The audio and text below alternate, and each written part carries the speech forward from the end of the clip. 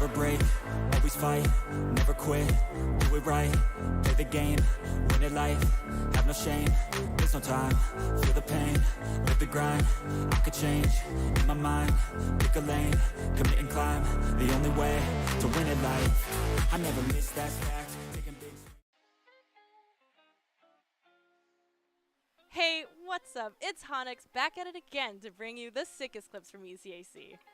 But listen guys, here's the thing. Overwatch 2 still isn't out, and it's been so long that I understand what's happening in the Valorant clips now. I don't know how I could have let this happen. Anyways, let's check out the action from week 2 of ECAC. First up, we've got Nico Baka, who's got a need for speed. They have to be careful here. That kick not quite in their favor. Patrick has to be quick to him, and Nico Baka, he's just soaring through his sky with way too much pace. Yeah, you knew this was coming. When this one lingered up in the air for a bit too long from J-Neil's touch, Patrick tried to go up for this one, but Nico, like we said, he's been the fastest player in this lobby the entire... Just a friendly reminder that fireworks always add pizzazz to your points. Of this series. Good read there by Chalk, because if he didn't place down that block, that would have been a really early stock lead that he would have gotten. And wow, that save. Absolutely sniped out of midair. What Everyone is in flux when Mount St. Mary's is on the point. To save that piece, and that is the bulk of your healing if you're Emery and Henry. Now you're coming in with both DPS ults and the Shatter, but again, a massive Gravitic Flux comes out from Mount St. Mary's, stops it in their tracks.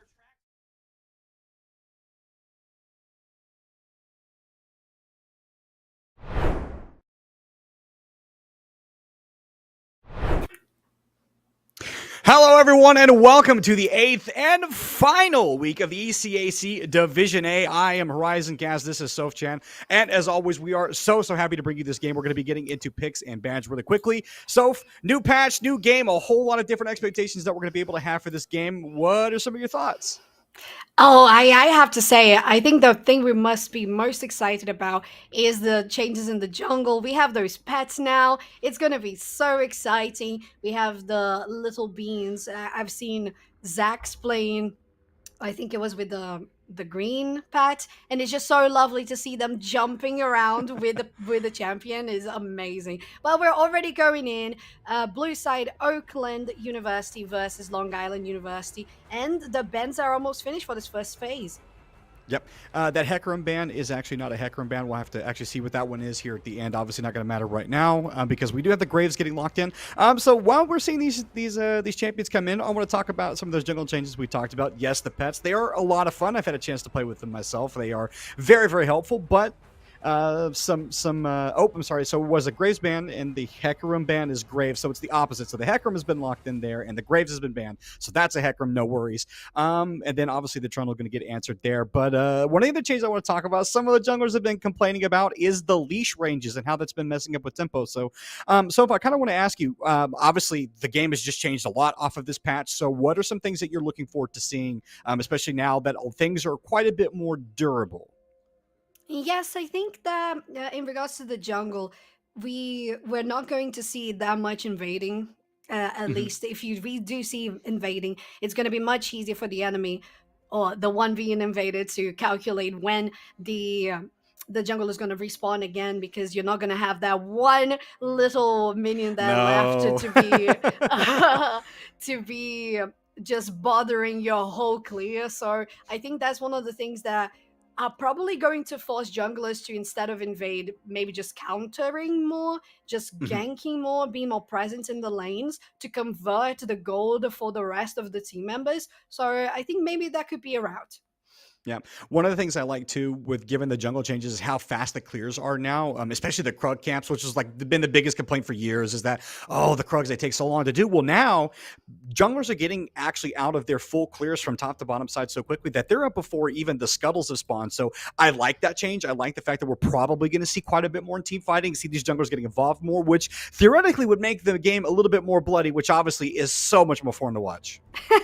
Oh, absolutely, Horizon. And on top of that, like speaking speaking of the Krugs, speaking of the Scatter Crabs, they're going to be spawning a little after, right? It's going to be 15 seconds after what we used to have before this patch. So that exactly what you said. We're going to have more bloody encounters between those two junglers, because if they didn't have time to find themselves in this crossroad in the river, maybe now with the 15 seconds more, they're going to have more of that level. If they are a champion that don't clear the jungle as efficiently as other possibilities of champions, they're going to be able to do so and have a most likely opportunity to steal and maybe even get a 1v1 kill and pressure on the other lanes because of the Scatter Crab vision.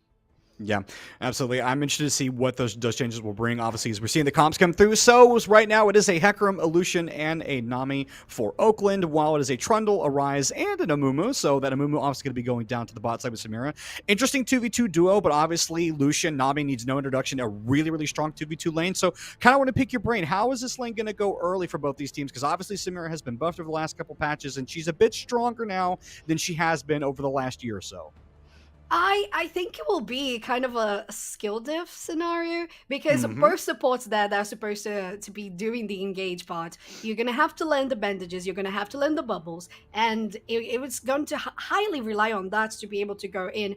But the sole difference there between these two lanes is going to be the range that Lucian is going to have more than Samira does, and the possibility that Nami has in regards to range on top of Amumu as well. So you're going to see her using the E to slow them down from a bigger distance than Long Island can do in the bot lane. So that's going to enable more things to happen, especially slowing them down before Hecarim joins in a gank in the bot lane. So I think Oakland might be looking a little better here in the beginning, especially with the Hecarim alongside them. And, well, Trundle, he can run you down. He can put that pillar there. He can try to disrupt your way back to the tower. But I don't think it's as effective in the early game as Oakland can be. Yeah. And speaking of that early game too, I like some of these pickups here that Oakland have paired with it. Obviously, Graves is going to help them transition throughout the entirety of the fight. They picked up the Wizard Lizard, which is one of my favorite things to see now that Rod of Aegis is back. So Mages rejoicing everywhere that this item has returned. We are so happy. I'm a filthy Malzahar player, so obviously I'm so happy that item has returned. But obviously on the other side, it is going to be matched by that Ryze that does have the semi-global. So something I think we can kind of focus on there from Long Island too is the kind of team fighting that they have. They can respond into these lanes. I really also like the set pickup there for Lonely After Snow. He's going to be able to pilot this in these long team fights, and obviously set is notoriously difficult to lock down. So now that we've seen kind of both these comps, so if I want to pick your mind on how you think these two comps are going to play, so I'll let you pick the one you want, then I'll take the other one. Okay, all right. Gosh, I really like both of them though. How could I choose? Let's do with the. Okay, I'm gonna leave you the lizard since you were so excited about this Ethiopia. I'm gonna leave you the lizard. All right. So let's get to this other side of the map, the red side. We have, as you said, the great repositioning that Ryze can afford with the ultimate. There, you have the engage from Amumu. Now, of course, with 2 bandages and the ulti, you're gonna be able to lock people down for so much longer. You have the Samira alongside you, so you can get her a little closer to your enemies because you're going to keep them in place for so long. The set as well, I think it combos really well because people are going to be in a fairly short area because they want to get close to Samira to get her down, unless you are the Cassiopeia. The other players are going to try to get close to you, the Hecarim, the Aatrox. So I think Long Island has a great mid to late game comp, and I think that mid stage with Trundle, with Ryze, with Set, I think it works super well to get Samira in a lovely space for her to just 1v5 everyone. Yeah, I think if you're on the opposite side of this, because I'll take the Oakland side of this, I think there's a lot of early game potential for this team comp when you're looking at how dangerous the Graves can be through the early stages, especially because he does have a pretty fast clear, so he can get onto these side lanes pretty quickly. He can affect some of the team fights pretty easily as well. He's a great team fighting champion. But I think to highlight on one of the things that you brought up, absolutely, the late game scaling from Long Island is super dangerous. You do have a Ryze, a Trundle, a Samira. These champions love late game team fightings. They love getting out there. So for me, for Oakland, it's going to be a lot about making sure that they set up some of their solo lanes to be effective towards that late game. Obviously, Aatrox is not a tank, so he's going to be shredded pretty quickly by a Trundle. The big thing for me is this Hecarim. Sorry, actually, it was flipped because it was the Hecarim and the Graves band. I got it mixed up. Hecarim is still same thing in terms of some of the early game ganking that he does have, because he's quite mobile, so he's able to run around the map. And I think it lends itself to do some decent ganking patterns there. My one concern for this team here from the side of Oakland, what they have drafted here is Cass is a highly mobile champion. She's a wizard lizard, so she doesn't get to build boots. She has to kind of sit there and take it. So if you are Long Island, you can really get out into this mid lane. You can affect this champion. And Cass, if she is set behind, does take a long time to sort of get back in the game. Yes, absolutely. And you're not only having a Cassiopeia that's going to take a while to get into the game, you have the counter on Rise that is also a champion that does the Rod of Ages build. In regards to those two, Rise is going to be so much better in the early game. As soon as he gets level 6, he's going to outplay her on every other lane. She's not going to be able to help much. She's going to try to just get there, but it's going to be very slow. This is Rise ult. He's like, peace, bro. I'm out of here. I'm not interested in this lane anymore. Yeah. Peace. Exactly. And on top of that, like, Rise can deal with the clear so well against the Cassiopeia, because if she wants to push, he's gonna counter push. Rise is gonna try to level up that lane so it doesn't shove into the tower. They're probably gonna run TP, most likely. You want to have the double of mobility on this champion. And I would also do the rune with the move speed. It works so well with Rise. So he's gonna outplay her, especially in this beginning of the game. So if WZAC doesn't go for Cassiopeia in the beginning and try to help knock Endless Salvation down from the start, it might get a little too slow for Hyphina to try and come back into the game, as you mentioned. Yeah, absolutely. And that's one of the other things that I think, obviously hitting on too is where this Hecarim is going to go. Can this Hecarim come into the mid lane? Can he protect the Cassiopeia, make sure that Hyphina has the time to scale? Because, Cass is one of these champions that if she does get early kills, she can become quite a nuisance in some of the side lanes, especially if she's given the opportunity to roam, which is much more difficult because she doesn't have something like a Rise ult to just magically appear in a bot lane with the jungler. So obviously seeing how that individual matchup goes. But again, I think for my money, you just have to favor the Trundle in a lot of these different trades, especially with the Hecarim. Now, granted, he does have access to the backline, but it's like, what are you trying to get backline access to? You're running straight into a Samira and a Mumu and potentially a Trundle there as well. Set's going to grab you. So I think execution-wise, it's going to be a lot harder for Oakland to perform than it is for Long Island. Highly agreed, Horizon. As you said, the comp on the side of Long Island, it just feels so well-rounded. And if we think about Oakland, it's gonna be hard to get to the carries. When you do try to get there, you're gonna be just thrown from one side to the other. Trundle's gonna steal your stats, and you're gonna go in basically naked with nothing to defend yourself, no armor, no MR there. And it's gonna rely hardly on good waves from below, good ultis from Hyphina as well, to try to make people stop for just a brief moment, so that finally Aatrox and Hecarim can go in, and maybe Chizzy Chaz can get the final blows on everyone. But I totally agree with you there. Well, and the point actually that you just brought up too, talking about making sure that you get people to stop, Samira has that built-in tool to just deny some of that CC if you can time that shield right, which is, granted, really hard to do because you never quite know when she's going to go for the Petrifying Gaze. But if Cool Kid, if he can actually time that ability right, then you completely negate everything this cast wants to do, and then you can just run right through him. And Samira is notorious for being really, really hard to kill. It's like, oh, she's got a quarter of health, and then she's like back to full half health bar, and you're like, when did that happen? It's because of her lifesteal. So, itemization is going to be big, and just making sure that they focus Cool Kid Pete on that Samira is going to be big for Oakland. Yes, and not only that, Samira's got the deny on the abilities, right? She just rolls around, and that's gonna be a denied Stone Age there from Hyphina. It's gonna be a denied wave from below. So it's definitely, as we said, heavily reliant on the chain of CC, on the carries, Cool Kid Pete, Endless Salvation, to try to take them down before the well, the rest of the team can do something, because they have protection, they have a good front line, they have ways of engaging and peeling. So Oakland, as I mentioned in regards to these two comps, it feels like Oakland requires more skill. So that's why I mentioned maybe a skill diff there. It's going to require more skill to land the CCs and understand when you can go in and actually take down Samira, or when she's actually going to heal everything up once again and just leave you to the dirt. Yeah. Well, we will have to see exactly how these two team comps are going to play. I think we've laid it out as best we can, so we'll be up the teams to determine. We are going to take a very short break, and then we will be right back. So don't go anywhere, because game one is coming right up.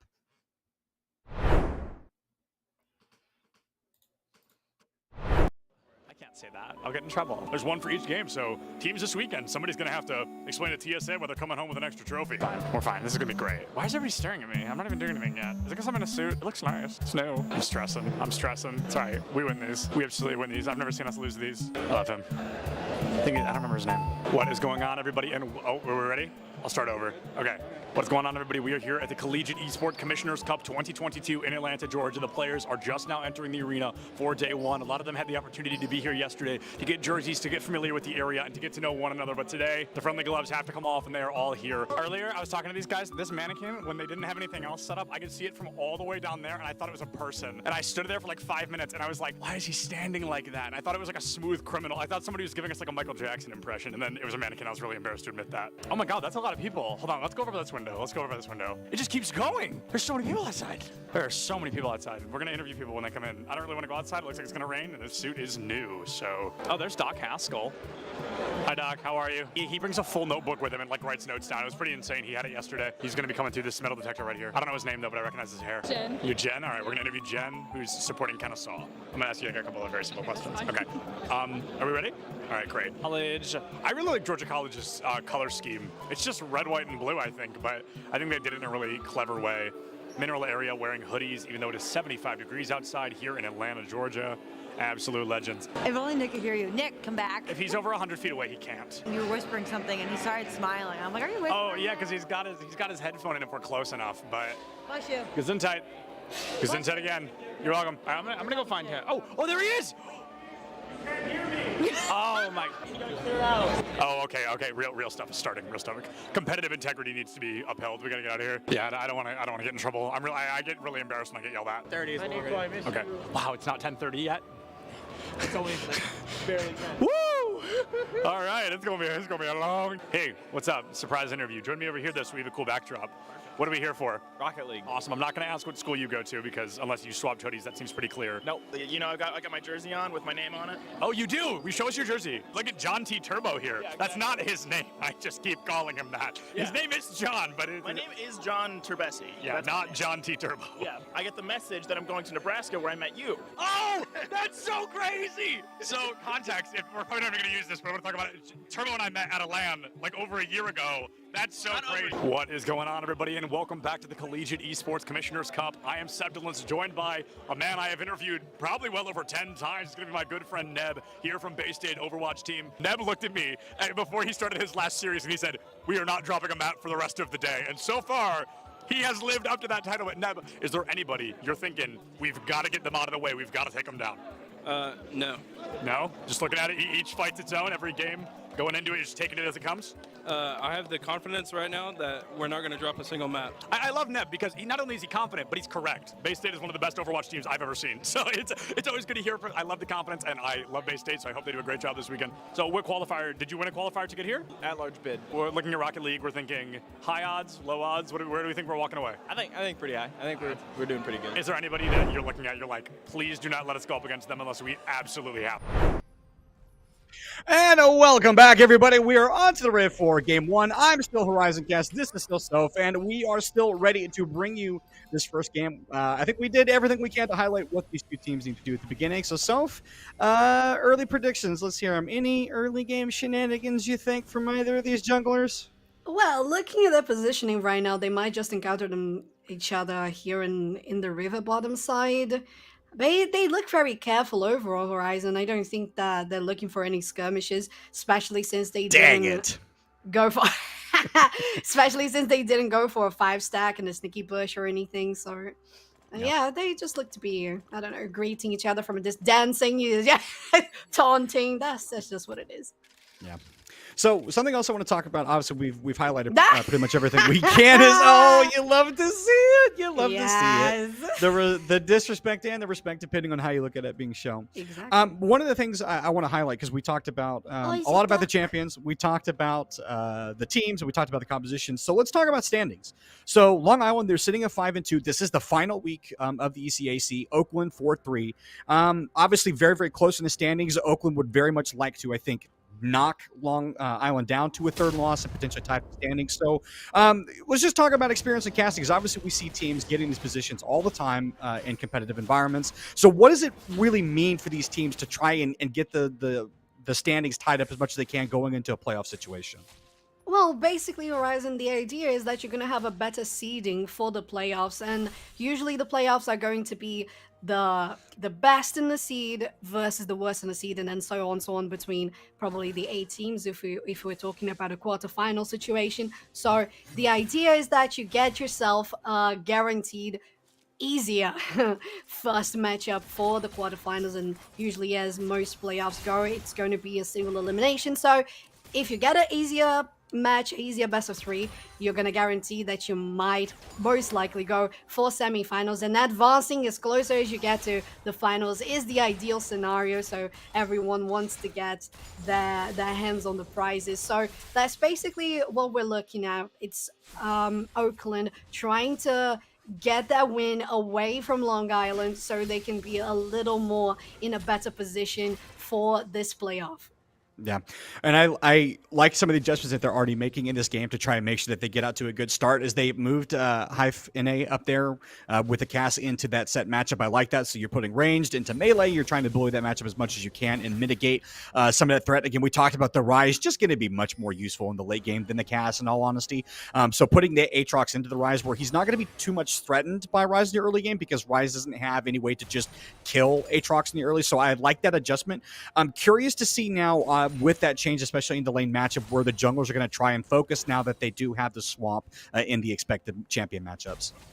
Yes, talking about the jungle, as you mentioned, we discussed earlier before the game started how this change in the Scuttle Crab spawn, look at that, it would have already spawned, but now the players are arriving here. Oh, maybe it's going to be a 2v1. That's going to be Ghost popped, and all wise. He wants to try and get down top of Flawlessly. He's slowly ticking. Flash is going to come out, though, but he's not going to be able to run away. First Blood's going to go to Cheese Chad. Lucian, yeah, that's not what you want if you're Long Island. First Blood going to go over to him. Oakland not only guaranteeing that the ADC gets the kill, but also a 3 assists, right? So we have a pause going on here. Don't worry about that. We're gonna have it back soon enough. But that is lovely. It's 4 people that participated in that kill in the first blood for Oakland University. So that is as much as you could expect, because top lane is always going to be on top lane, am I right? Yeah, well, I mean, it's unfortunately the teleport change means that's, Riot just making sure the top laners can't get any of that sweet assist gold. Yeah. You hate to see it, but absolutely. I mean, that's best case scenario for OU. Obviously, we talked about some of the difficulties that they're going to have in this early game in the late game with this composition. So you want to snowball leads wherever you can, and that's a great adaptation. Again, you highlighted exactly the Scuttle Crab being the 15-second delay means that it's going to encourage early fighting, and that's exactly what we saw. Quick Slice and WZEC were able to get in. They were able to punish the Trundle. Lucian got the kill. He's got buffs now. He's got first blood gold. I mean, he is just sitting on top of the world. Yes, he is. And not only that, he's still got a biscuit, still got a potion. So this Lucian is going to stay in lane as much as they can. They're going to spam abilities. They're not going to run out of mana. Yeah, he's gonna feel good. And he's got first strike. He's gotten first strike. He's swimming in gold. Wow, yeah. I mean, yeah. Oh my god. So, I mean, he's gonna be feeling pretty good. So now that he's got that first blood gold, and again, that early kill going over the way of OU, they're gonna be feeling pretty nice after that exchange. They didn't have to use a whole lot to get it either, just the ghost committed there from W6. So where does this put Long Island in this early game? Obviously, they have the late game scaling, but they definitely don't want to be giving anything up. So what do they do to try and even this out? Do they try and just, keep things slow, or do they try and look somewhere on the map to respond in kind? I think you would try to go for another side of the map, especially because you were there in the Bottom River, and there must be thousands of wards. You're not going to be able to go around and not be noticed. We are dealing with some technical difficulties, but don't worry, we're just going to keep on talking, giving you some League of Legends insight, and we're going to be soon back into the fight. But exactly as you were saying, I believe that Trundle should be going for maybe a pressure on invading top lane, the top jungle, getting. I don't know if we got the Scuttle Crab there. I think, yeah, we didn't because it had just spawned. So Had just spawned. yeah, they would go for the Scuttle Crab in the top lane, maybe try to hit to help there, get the pressure. Maybe if it's just summon a spell that's going to be wasted, or just pressuring to deny some farm. I think that's all going to be very, very good. And then you can go and try to rotate for the mid lane and help there as well, because while you still have those wards in the bot lane river, you're gonna be in a tough spot. So you have to pressure the other side as you suggested, and I totally agree. And then you can try to rotate, get that farm for yourself, get the clears in your own jungle, and then come for a possible engage before a Drake spawns, so you can get pressure in that side.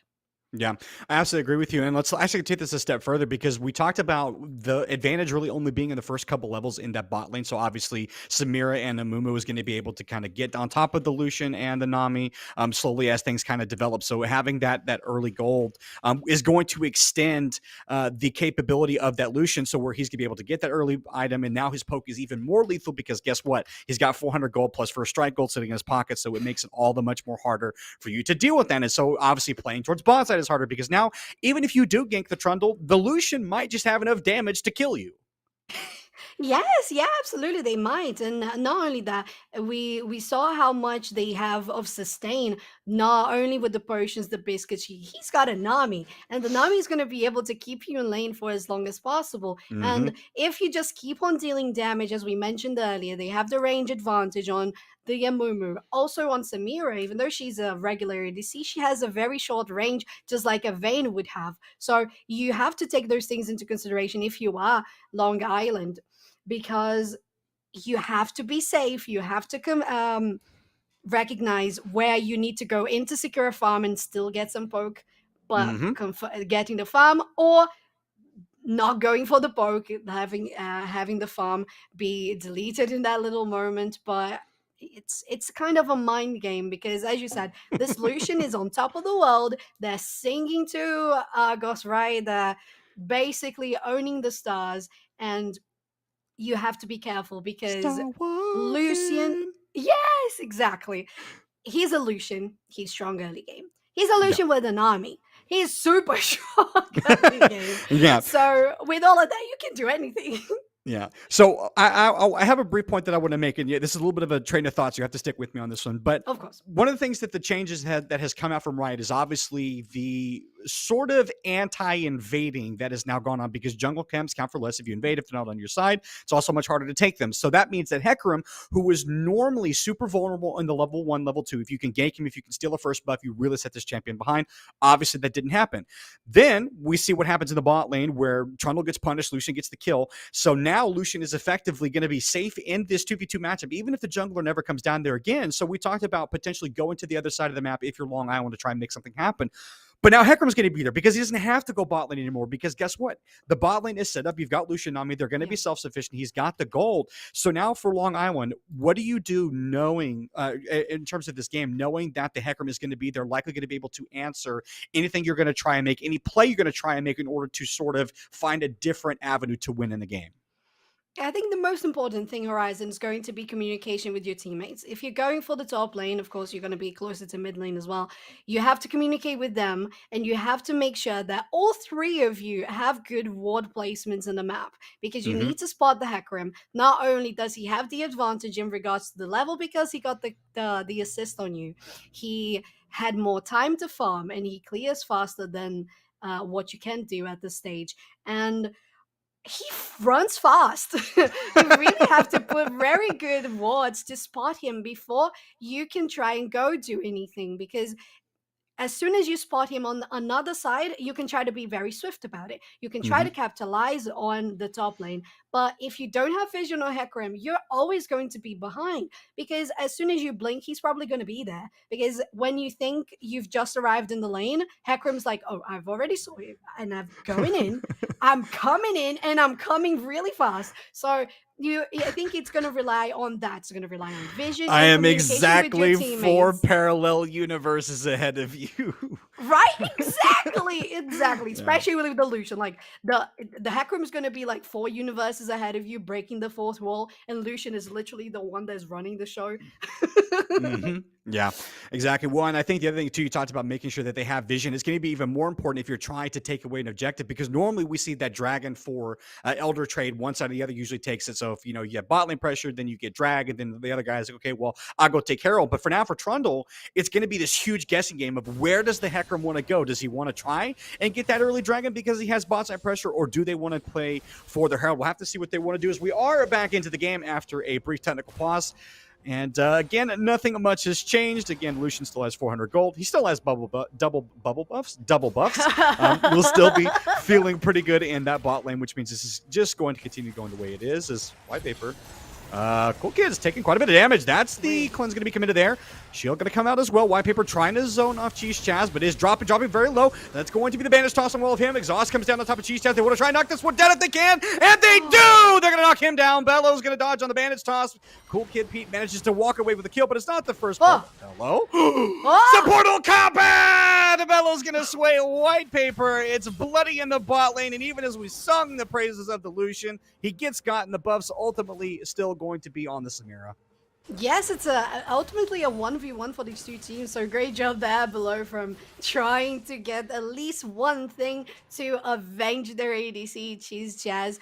But I thought they might have won. Hello? What? Oh, this has to be a disconnect. I don't know if we're having any more issues that should be addressed, but we'll know soon enough.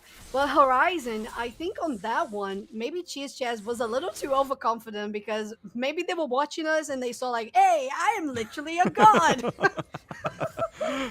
Hope not, as we are hearing from the producer that it was not a disconnect, so not sure why Bella would have executed underneath the tower's fall. So going to get caught trying to steal some Raptors here. Again, Quick Slice fine to just deny this. Lucian's here though. That's going to be the strike on top of him, and one more auto attack would do it. Quick Slice wants to dash forward and get this one. Momentary stun. If Flawless, he's going to walk away with his life. Quick Slice not going to do anything else. Now White Paper's here. Bandage toss. Endless Salvation throwing the damage in. Oh, it's a pause just like the last time we cast it. It's the worst time. Oh, ADC's lagging. It is going to be a full pause. This happened the last time we casted moments before disaster. It's a freeze frame. I can't believe it again. Oh, what do they want to do? This setup perfect. I mean, White Paper landed the bandage toss, but it's a teleport being committed from Hive. How do they want to play this? As ADC is again having problems. I have to see how this plays out. So much action on the Rift right now. Yes, it is. We had so much happening in the river, rotating to the bot, and then coming to the mid lane as well, especially with Cheese Chaz following that. Below is just there. If we have a look here, just behind the leaderboard, the counters, and the TP coming in. I don't know if it's going to be quick enough to deny the kill on Cheese Chaz, but we'll see how that's going to be. We have a jungler also there, W Zac, around the corner, but definitely far away, even though they are a Hecarim. They run fast, but not that much, especially not in 5 minutes into the game. And I think at this stage, it looks like a Long Island superiority in this team fight. Yep, Bello is waiting in the wings, so we'll be able to assist the two members there as we're fixing to get back into it. White Paper, again, wants to try and make sure that they can zone off, allow Salvation to get the damage. They want to peel off. White Paper's going to recommit with another bandage toss. Is going to flash out. Is going to be chained up, though. Aatrox waiting for him to come back. He gets the auto. That's another kill going over to OU, and they've navigated that pause pretty well, as Cool Kid wasn't able to get there to affect the lane. So OU right now in very commanding lead of this game. Yes, and Valor, we mentioned they were just around the corner there, and it was fast enough. Not only that, they positioned super well to block the abilities coming from Endless Salvation that would probably finalize Cheese Chaz, but it was enough. Not only did they save them, they got a kill on the Trundle, so that's on the Amumu, so that's really nice for OU, as you mentioned, and it's building to a good lead. Yeah. already about 2,000 gold lead for Oakland University, which I think they're going to be very happy with. Now, something that I want to highlight real quick that happened off camera, we're not really off camera, we just saw the last glimpse of it, was that gank in the top lane as Lonely got ganked by Aatrox. So Aatrox obviously coming away with a kill there is going to feel pretty nice.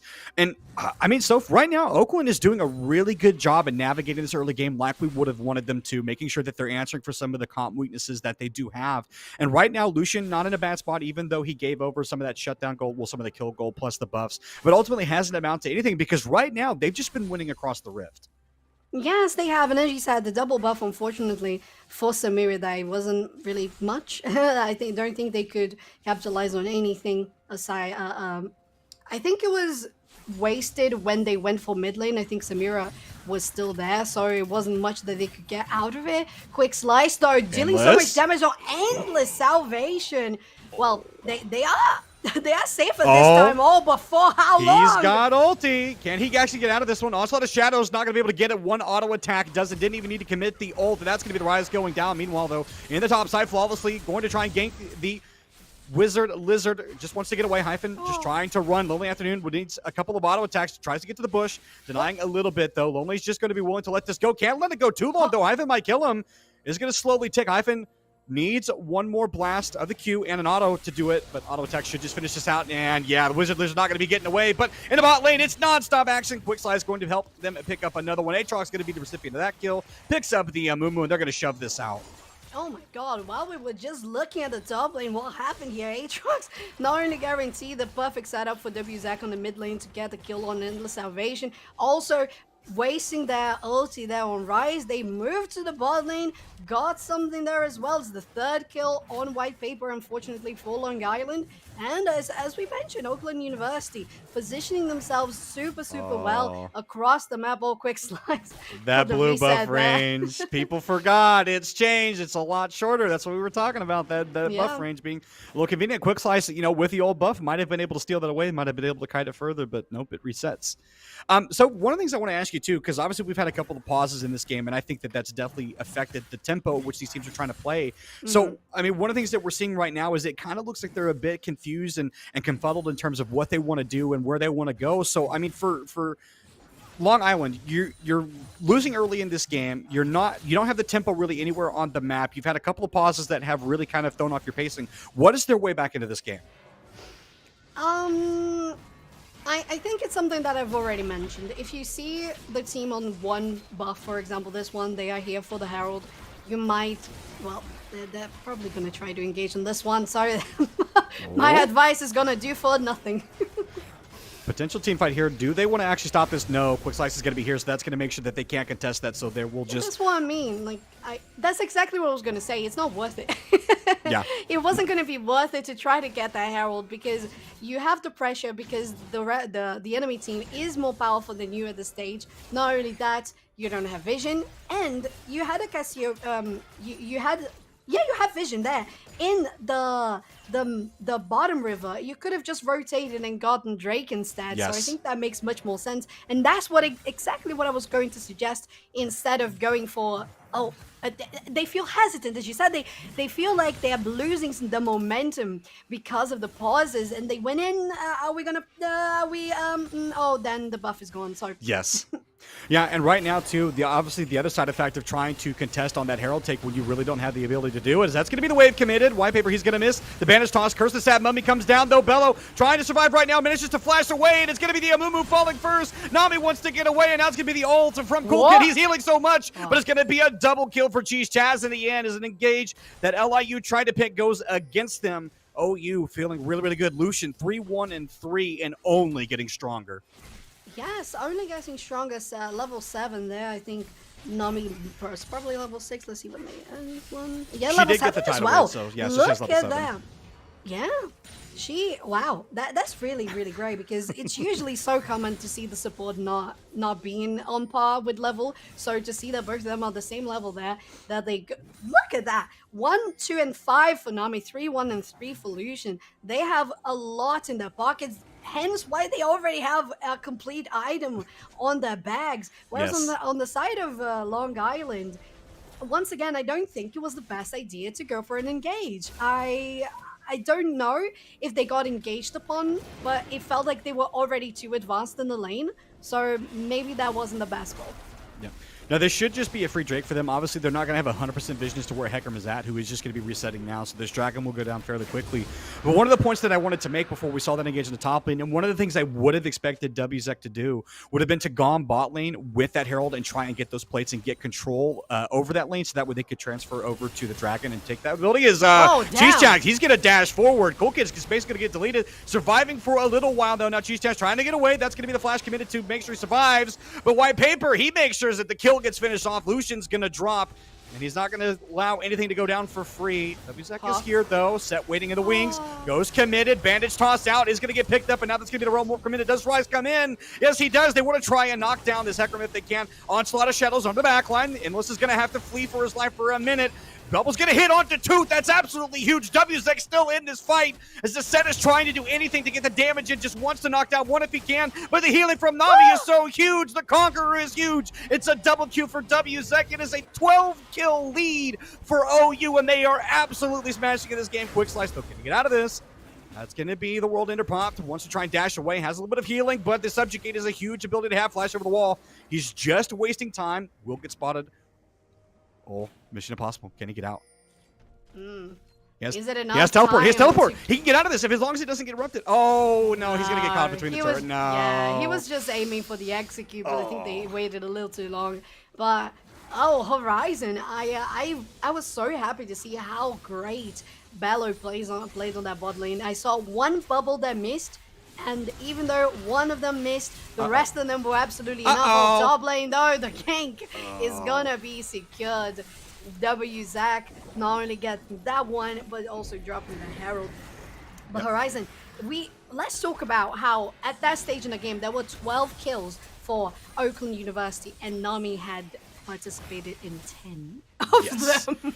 She is absolutely putting in the work, and that's what you love to see of a support, obviously. And this is the other thing too, and I think it's great to highlight is White Paper is going to try and kill Cheese Jazz, and that will not work out for him. He's just going to get deleted. Meanwhile, Bello feeling like he can 1v1 the Samira, which she absolutely can right now as long as Cheese Jazz doesn't get down. Now that's almost proc there. Wants to try to get in the middle of two, dash forward, going to be hopping underneath the turret. No, just too short. The turret's going to come up huge. Bello and Cheese Jazz played that so well. They knew the Samira wanted to pop the ult, and they get punished. And OU, they just cannot be stopped in the Observer. Oh, the BM. Oh my god, that felt like an Observer teabag. That is absolutely That was brutal. Brutal. Oh my god, but as you said, that bot lane played super great. They knew Samir was gonna try and go in to get the healing with the ulti as soon as they had it open, but Quick Slice is in the best situation in this one. Yeah, and that's going to be the unstoppable onslaught, though, committed over the wall, and right now Quickslice just trying to survive this, though. Will they be able to turn that? They might be able to. He's going to get the first one, and now Lonely Aftershow has to get out of here. Flash committed. They wanted that fight, but it just got turned in their face, and LIU, they just cannot find a fight that they can win. Yeah, that's very unfortunate, but great positioning from WZEC because they were close, and as a Hecarim should do, they saw danger and they came running, and it worked out so well. Quick Slice is now on 3-1 and 2. That Hecarim himself on a 700 gold bounty. What is that? It's 15 minutes into the game. What is going on? This is like a, I don't know, I'm trying to remember the name, but it's like the Preakness, you know, the horse racing championship. If you had to bet on a horse right now to win that race, you'd be picking Hecarim because he's absolutely all over this map. And again, this is what we highlighted so far on these compositions, is making sure for OU that you're getting out to these commanding leads. And that is exactly what they have done. And right now, Long Island just don't really feel like they have any answers. They feel like they're grasping at straws. And the other one that's going to be grasping anything is the Death Chamber for Cool Kid. Is this going to be another double kill in that bot lane? Rather, it's just going to be one kill apiece. Quick Slice is going to get one. Lucian's going to get another. They're so far ahead of this game right now. In LIU, they are trying, they're grasping to get anything done. But every time they step too far forward, every time they even look at something, they're getting punished. Yes, they are. And look at that Lucian. 2 items already, the Gale Force, the Rapid Fire Cannon. You're not going to be able to do anything It's against only them. 16 minutes. Oh, Lonely. Oh, Exactly. Oh, jeez, no. It's Oh, face breaker. He's going to get bubbled. Jesus has absolutely he's going to get the grabs. It's going to be the showstopper in the backline. It just doesn't matter. There's nothing he can do. Rum Warp to try and at least put some pressure on. They're going to be a little bit short. Pillar's going to split the two. Flash forward. That's going to be the Everfrost. Jesus wants to try and get out of this. Wants to avoid the subject. He has the movement speed. Nami, can he keep him healthy, though? Shutdown going to go over. Lucian will drop, and surely Bellows should follow. Flash forward bubble. The fish is going to live, but they end up dropping the Lucian. Yeah, no sushi for tonight, but Lucian is gonna go down instead. But that's what I love to see. When you see something happening in one lane that maybe feels like an overextend, but then your team is actually capitalizing on the other side. They had the Herald there. Oh no, they actually didn't even pop the Herald. They just took it. Yes. They just took it. They didn't. Oh, what? Yeah, who needs Herald when you've just got a tower-taking machine at the top side? And the best part is now they can use that for later. Yes, they're going to give up a second drag for it, but honestly, if you're OU, you don't care right now. 2 drags is nothing to write home about, especially if you're giving it over to a losing team that can't do anything with it. And right now, it is the Chemtech rift, so not the worst rift to be playing on for OU, so that's not going to bother them at all. It's not like an Ocean or a Hextech Soul or Drag or anything like that, so I'm interested to see what the actual Soul is going to be. I think it's actually going to be that Cloud Soul. So now that'll just help them. So even if they do end up giving the drag soul for whatever ungodly reason they decide to do that, they won't have to worry about it. As the observer, yes, thank you, helping us with that one. They are making sure that we don't sound dumb. So yeah, it is going to be that Cloud Soul there. So even if OU decide that they want to give that up, it's not going to hurt them. They already have a Hecarim. Really, LIU doesn't benefit that much from the extra movement speed. I mean, outside of the Trundle, so it's really just status quo. And right now, flawlessly going to become part of the status quo. He's going to drop immediately. WZEC is dominating in this matchup. That's going to be the tier 2 in the mid lane falling. Herald going to charge on the tier 3. This is an 18-minute game. Can they get an early inhibitor off this one? Or goes to Sab Mummy. Going to buy a little bit of time, a little bit of space. They're still fighting underneath the turret. Bubble's going to make sure that no one gets any closer. The second to be on the wrong side of this matchup now. Showstopper going down the top of him. WZ wants to make sure he gets out of this one. Face breaker. There's a lot of tankiness, but not enough. Endless Salvation going to fall as well. Inhibitor's going to drop, and this might be a sub-20 minute as it is 4 death chambers right now for LIU. The charge is going to go down in it, and so this might just be a 20-minute game. Wait, is this really going to be? There's still 2 players, 3 players that need to respawn. Oh my god, it's just the mommy there. I don't think they can do much. Trundle either. Samira trying to join. Oh, now this is not going to be the 20 minutes. Samira's going to jump in and get the shutdown onto the Hecarim, so a little bit of good news, but that's honestly just a kind of a give-me prize for OU, just over-forcing. And yeah, right now they're making their presence really, really felt in this game, making sure that gold lead hurts. And that is an inhibitor down pre-20 minutes, which means that now LIU, they're going to have to respond to that for the next couple of minutes, which should just mean Baron for OU. Oh, Horizon, I just looked at the gold. It's more I'm shielding my eyes. Underage viewers, look away. It is atrocious. It's not rated for your eyes. Oh my god. We need to, oh my god. We need to put a sensor on it.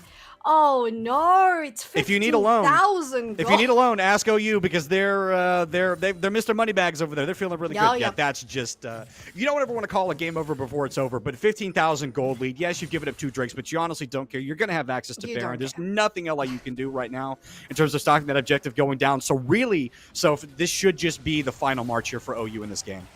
I think the only thing LIU can do is try to steal this one, because if they have the Baron buff, it's going to be easier to try and help the lane there. You know what? I've seen crazier things. I saw SKT steal a number of Barons from a jungler, but I don't think that's going to be happening this time, as that's unstoppable onslaught over the wall. Wyatt Paper pops the curse of the Sad Mummy just to try and get out a little bit of space. That's going to be the Realm War committed into absolutely nothing. Flash forward, Petrifying Gaze. That's another kill. It's a double kill going over to WZEC and out. Lonely After Show. He's trying to get out of this one, but Bello and a Chaz are going to make sure they knock him down. Lucian's going to dash the other way, and yeah, this should just be the final nail in the coffin here for LIU, as it's a fight on multiple fronts. They're not even going to get that one. They're on to the Nexus, and so this is just going to be game 1 going towards OU. I did not come into this gig tonight expecting this. I was not expecting this, but OU really delivering a 21 minute less than 21 less than 20 minutes. Less than 21 minutes on the clock. That is absolutely unbelievable. And to be fair, was basically what they had to do, right? They had a comp, they had advantage in the early game, and they, as we mentioned, they got the lottery ticket. They got the winning lottery ticket when they got that little kill on Trundle on 2 minutes. You basically guaranteed assist for 4 champions. Basically, all of your team, aside from top lane, a kill on a first strike Lucian, double buffs on a lane that was already theirs. They had to take that game and just deliver it to them, because Yeah. if they gave any chance, you had a Samira, you had things that could try to slow you down. But on 15,000 gold, my God. I'm going to be asking OU for a loan anytime I try to build another computer or thing like that. I mean, you highlighted it. The early game advantage was there from OU, and they absolutely made it stick. We talked about that early laning advantage for the Lucian, for the Nami. They made it work. They managed to rotate to get the Trundle down. The early gold leads to a lot of success for them. And yes, Lucian did die in the following play, feeling, maybe a little bit too big for his britches, but it didn't matter because of what they were able to turn that into. And absolutely, I think flawless play for them. And they answered the concerns that we had about the composition. They showed that they could perform on it. And that late game scaling never had a chance to get going for LIU. 21-minute game. There is no late game. No late game. There is no late game. There is no late game. I was thinking when they were so far ahead, I feared that Oakland University might start falling behind, because once Hecarim is on that power spike, he's just gonna unscale after that. There's not going to be much that he's gonna be able to do against the Amumu, against the Trundle, swapping the specs there. So it was dangerous. So that's, as I said, it's what they had to do. They got an early advantage. They stuck with it, and they guaranteed a 1-0 lead. And once again, saying that this is such a precious game for Oakland University, because if they do it, if they do win, they're gonna guarantee such a better spot in the seeding for the playoffs. Absolutely. Well, we're going to have to see whether or not Long Island University can fight back in the second game, if they can have a longer game, or if OU can put a quick 2-0 to the series, because they are on now officially match points. So we will have to see in the second game. But don't go anywhere, because if you do, you won't be able to see if they come up. So don't go anywhere, because game 2 is coming right up.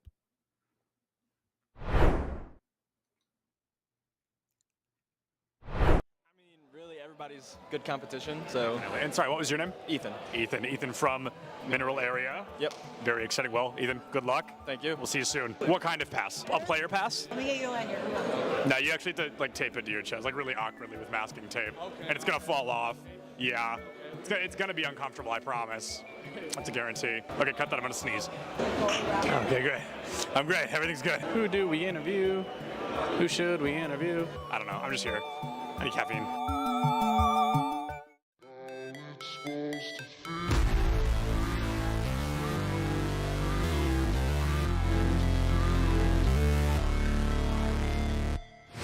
Never break, always fight, never quit, do it right, play the game, win it life, have no shame, there's no time, feel the pain, live the grind, I could change, in my mind, pick a lane, commit and climb, the only way to win it life, I never miss, that's fact, taking big. Welcome to ECAC Top Plays of the Week. This is Rod, your favorite host, back at it again with more stellar plays from Collegiate Esports. Special thanks to our partners at Esports U for the additional coverage. Let's hop straight into it. Starting off this week at number 8, we have Torchy showing aerial dominance. They show that you're going to have to work a little bit harder if you want to get back on their stage. Now you got to mix up your timings getting back onto the stage. Torchy is looking for something, able to still find the jab, and the foil is going to be. Next up, we have Cadmus, showing us what impact on a support player really looks like. With the timing of a Lucio God, they come in to claim the play of the game. Player just going to deny anyone an attempt to hit the objective, and I mean, at this point in time, you got to expect those rollouts to be as quick as they are. Moving on to Rocket League, we have Swax, showing why they own the airspace with a nice self-follow-up, netting WSC the goal. As we are going to try to find out that little nugget of information, Swax is going to drop this one down and give us a tie game here in game number 2. Gets that nice little touch over the defender, Peter. As an Astro main myself, nothing brings me more joy than watching Zeno hold it down on the C site with a nice 4K to secure the second round of the half. Fine, there's a 50-50 angle. They're checking a beautiful spray down onto 3. Players come in for the rotate from the rest of the map control. And a beautifully played round by FSE, capped off by a nice old... Now at the number 4 spot, we see that luck is a skill when Post gets 2 back-to-back kickoff goals. All it took was 6 seconds to go from a deficit to the lead. That is comeback potential. Other ways. I don't... What? Okay, so Warda actually messed up their kickoff. They 100% did not mean to land like that and then just happened to get a wave dash into it. Hey, listen, fortune favors the bold, and sometimes it's better to have dumb luck than to not be lucky at all. So we'll take it 100%, especially if they get another one. Kabuki to tally it on, and they're proving it isn't just luck. Coming back into Smash, we have Bryce showing a ledge guard of the gods. It took a couple Gordos to nail it, but this clip truly ended in perfection. Nope, not a footstool in sight, unfortunately. I'm just going to be looking for some sort of an edge guard here now. Oh! That Gordo is right in the way, and Bryce going to be able to get the... Conrad came into this round swinging. They really showed what happens when you combine the skill of a great player and the blessing of the RGX Vandal. Over-aggression, it worked out so well. I mean, just a double kill already in their favor. Which so far the Sheriff, I mean, has been truly impressive. But unfortunately, he was not been there to follow up. Conrad now looking for the ace, already able to find 3, looking for 2 more. There's the 4th, and it's up to the tail to save the day. Conrad goes in deep. Oh, they're able to find it. Conrad. Finally, at the number 1 spot this week, Frosty lays down the law with a stunning barrage. What a way to tell the enemy to get off my point. Frosty to move in, unabated, unhindered. Here comes the rocket barrage, and it's lighting up the scene with 4. Well, that wraps it up for me. This has been another fantastic week of ECAC Top Plays of the Week. As always, follow us on Twitter and catch us live on Twitch at ECAC_esports. You can find us live on Mondays and Tuesdays at 8 p.m. EST or Wednesdays at 7. Thanks again to our partners at Esports U for providing all the additional coverage for us to show you. This has been Rod, the best host of this season. I'm just saying. And I'm signing off.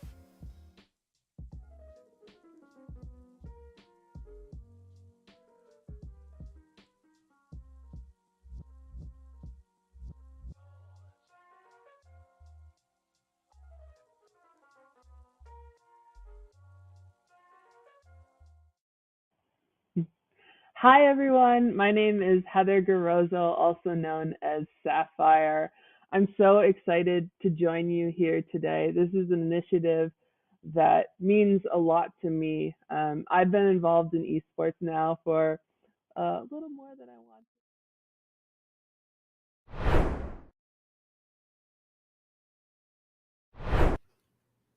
Hello, everyone, and welcome back to the Caster Deck. I'm still Horizon, that's still Soph-chan, and we are getting ready to get into the draft for Game 2 after we saw a pretty convincing Game 1 from Oakland University. Really, I would say there's a lot to take away from that one, but I think if you're LIU, I think maybe you're just trying to move on for that one and get on to the second game.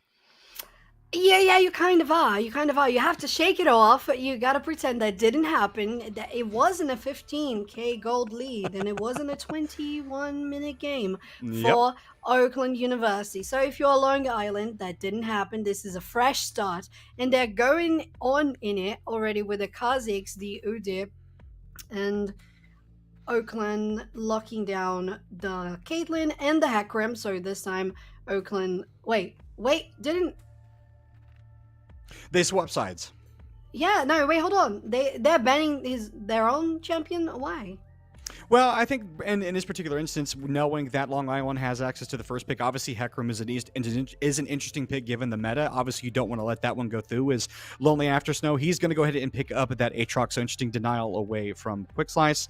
They just want to make sure that doesn't go over again. One of the things that we talk about a lot in series is draft adaptations, and so it's always interesting to see what teams prioritize in terms of picking and banning and what they think is actually the problem.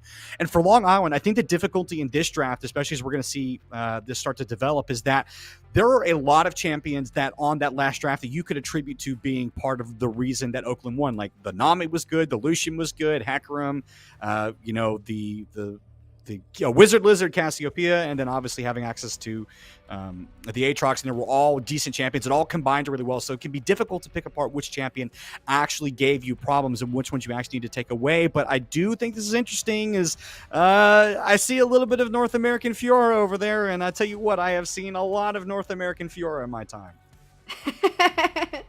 Yeah, and I totally agree with you. I think Nami, for example, was definitely one of the things that made the comp work so well. Of course, Hecarim too, but making that Lucian just invincible every single fight, even if Lucian wasn't there, Nami was just allowing everyone to just stay healthy for so long. Ooh, about fast luck. I enjoy that. Okay, this is another late game scaling champion. Long Island might be tipping their hand a little bit. Obviously, they have some late game insurance already in the Aatrox, but that Bel'Veth, interesting to see how she's going to play with the jungle changes, especially given the fact that obviously Rift Herald is an important objective for her, making sure that she gets the early transform. Graves, a very, very difficult champion to try and take that from while he's alive. Yeah, and maybe they're trying to convince themselves that WZAC is not going to go for invades because of all the new preseason, the new patch and everything. And that basically would be a no-no if it was before, because the Graves would definitely go for the invade, would definitely go for those early skirmishes, the 1v1s, because he's going to have the upper hand every time.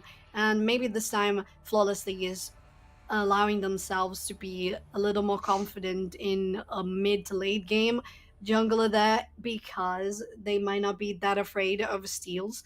But at the same time, they chose Ashe. Are they really going for that mid to late game? I don't know what they could choose for the rest of the team that would be good synergy, because if they're going for a late game Horizon, they require a lane phase that can withstand until a late game. Yeah. One thing I do want to raise as a possibility is that Ashe might be going into the hands of White Paper on the support. Obviously, they haven't locked in at ADC yet, so that could be interesting. And the Heimer ban away too is probably what would help enable that. I think kind of counterintuitive for Oakland there. You would probably like to have kept that Heimer up and having that as a possibility into the Ashe if you do think that's going to go support. So them banning Heimer signals to me that they don't believe that it is going to go in that support role. So very interesting to see how they deal with that. Two things I want to raise about Oakland's comp. So first of all, very elusive. Obviously, Graves and Ezreal are very difficult to lock down. The Fiora has a lot of ways to deny CC, but my concern is that in these three champions, you are very, very squishy. Yes, you do have some ways to kind of sustain, but any amount of CC is going to kill any of these three champions. Yes, maybe with yeah, I wasn't. Okay, I like that. Okay, Silas, that better. Makes much more sense. I like that so much better. And maybe if they went for something very tanky, maybe they could go for a Mumu that we saw the last time. Maybe they could go for a Nautilus. I mean, to be fair, it's a preseason. You can literally do anything. Yeah. Well, and we that's don't the other have thing. any idea what's the meta. Yeah, well, and that's the great thing about this, too, is that, you talk about throwing, you can talk about even things throwing. That's a Lux. I was going to make a point about throwing things at the wall until they stick, and they might be throwing a Lux at the wall and seeing if that sticks. I have an immediate concern, though, is that they have given Silas another really good ultimate to steal. In fact, there are 5 really good ultimates on Long Island here to steal. So Silas is like a kitty candy store, like, oh, what am I going to pick now? What am I going to get you with? But no, they are going to lock into Lulu. You know what? Wild Growth, not a terrible ult for him to steal either. And I like the Amumu response there from Oakland. They are like, hey, you want to go for this laning phase? You think your bot lane's better than ours? We're going to show you that it's not. And they're going to lock in that Amumu. And I love that draft adaptation for them. Gives them frontline, gives them engage. And with the Silas, oh, no, they switch it to a Blitzcrank. Oh, I would love this, especially into this comp. If you can grab the Lulu or the Ashe, you absolutely deny all of the safety, all the utility. And Yes, yes, they're going to lock it in. It's a Blitzcrank. We got a Blitzcrank into this final week from these two teams. I love it. I love this draft, Sofchan. There is so much stuff to break down. Oh, yes, there is, absolutely. And since it's preseason, these players are really feeling confident about going into their comfort picks. They want to try it out. They maybe, I'm not going to say they're limit testing, but they're definitely going for things that they know work in regards to the nature of a champion, because in regards to balancing, in regards to items, in regards to the new mechanics with jungle. It's all going to be different, and that affects the lane phases of the duo lanes, the solo lanes, and all of that. So you said Horizon, that is so much to break down. I want to start with what is the first thing you want to point out?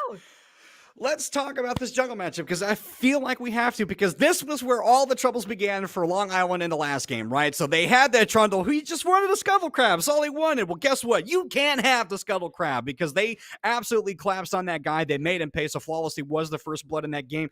And I think you have to start there for both of these comps, right? Graves is a really, really, really difficult champion to duel in every phase of the game. He actually scales pretty well. I know some people have different opinions about his itemization and how useful he is in the late game, but this is a champion that just does pure damage. So when you're trying to outfight him, especially in the early stages, it can be really, really difficult to sustain. And for a champion like Bel'Veth, that really needs to get through the first 5 to 8 minutes unhindered and get access to that Herald, it is really, really difficult to fight a Graves in this situation. So for me, it's going to be about WSEC just making sure, like, hey, you don't have any permission to move around on this map. And if you mess up once, I'm going to kill you.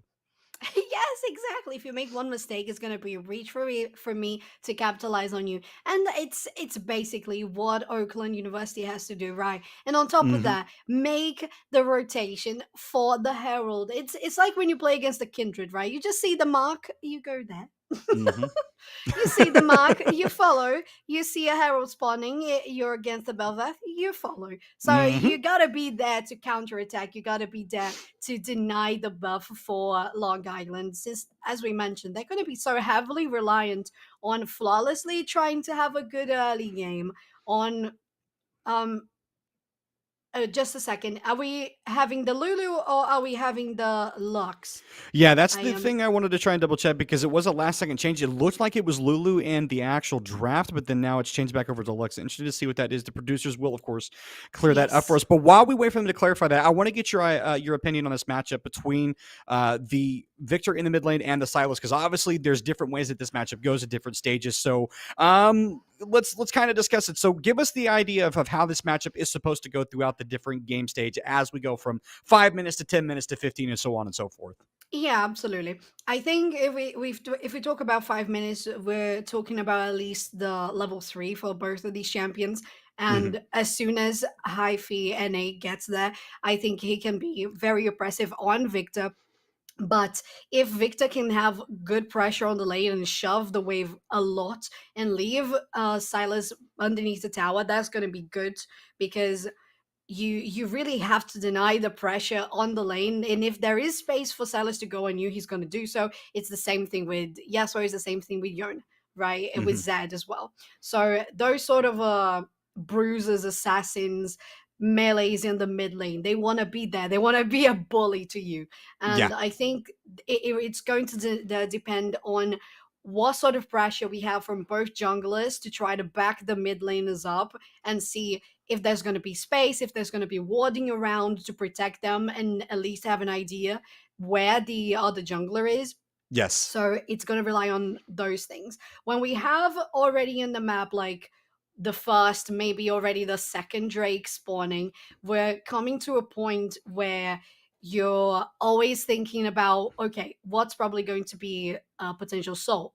What is going to be the best course of action? We have a Bel'Veth, maybe we try to go for top, maybe we going for Herald, or we rotate for the Drake. And that's going to make a difference in regards to, once again, how this matchup in the mid lane is going to be, because once again, it's so reliant in the junglers. And depending on how it goes in the beginning of the game, you're going to have a much more difficult time when you get to the 10-15 minutes, because as soon as the level 6 hits on the Silas, he's going to be able to do more damage to you, bruise you quicker, and also steal your ulti. So you're not going to be unique anymore. You're going to be a very simple copy in the Rift, and he's going to be able to be on top of you every time. But once we get to later stages, if the Victor has more possibility to get the damage from afar, having, there's not much of a front line for Long Island, but at least having Aatrox there, Lulu to be able to back him up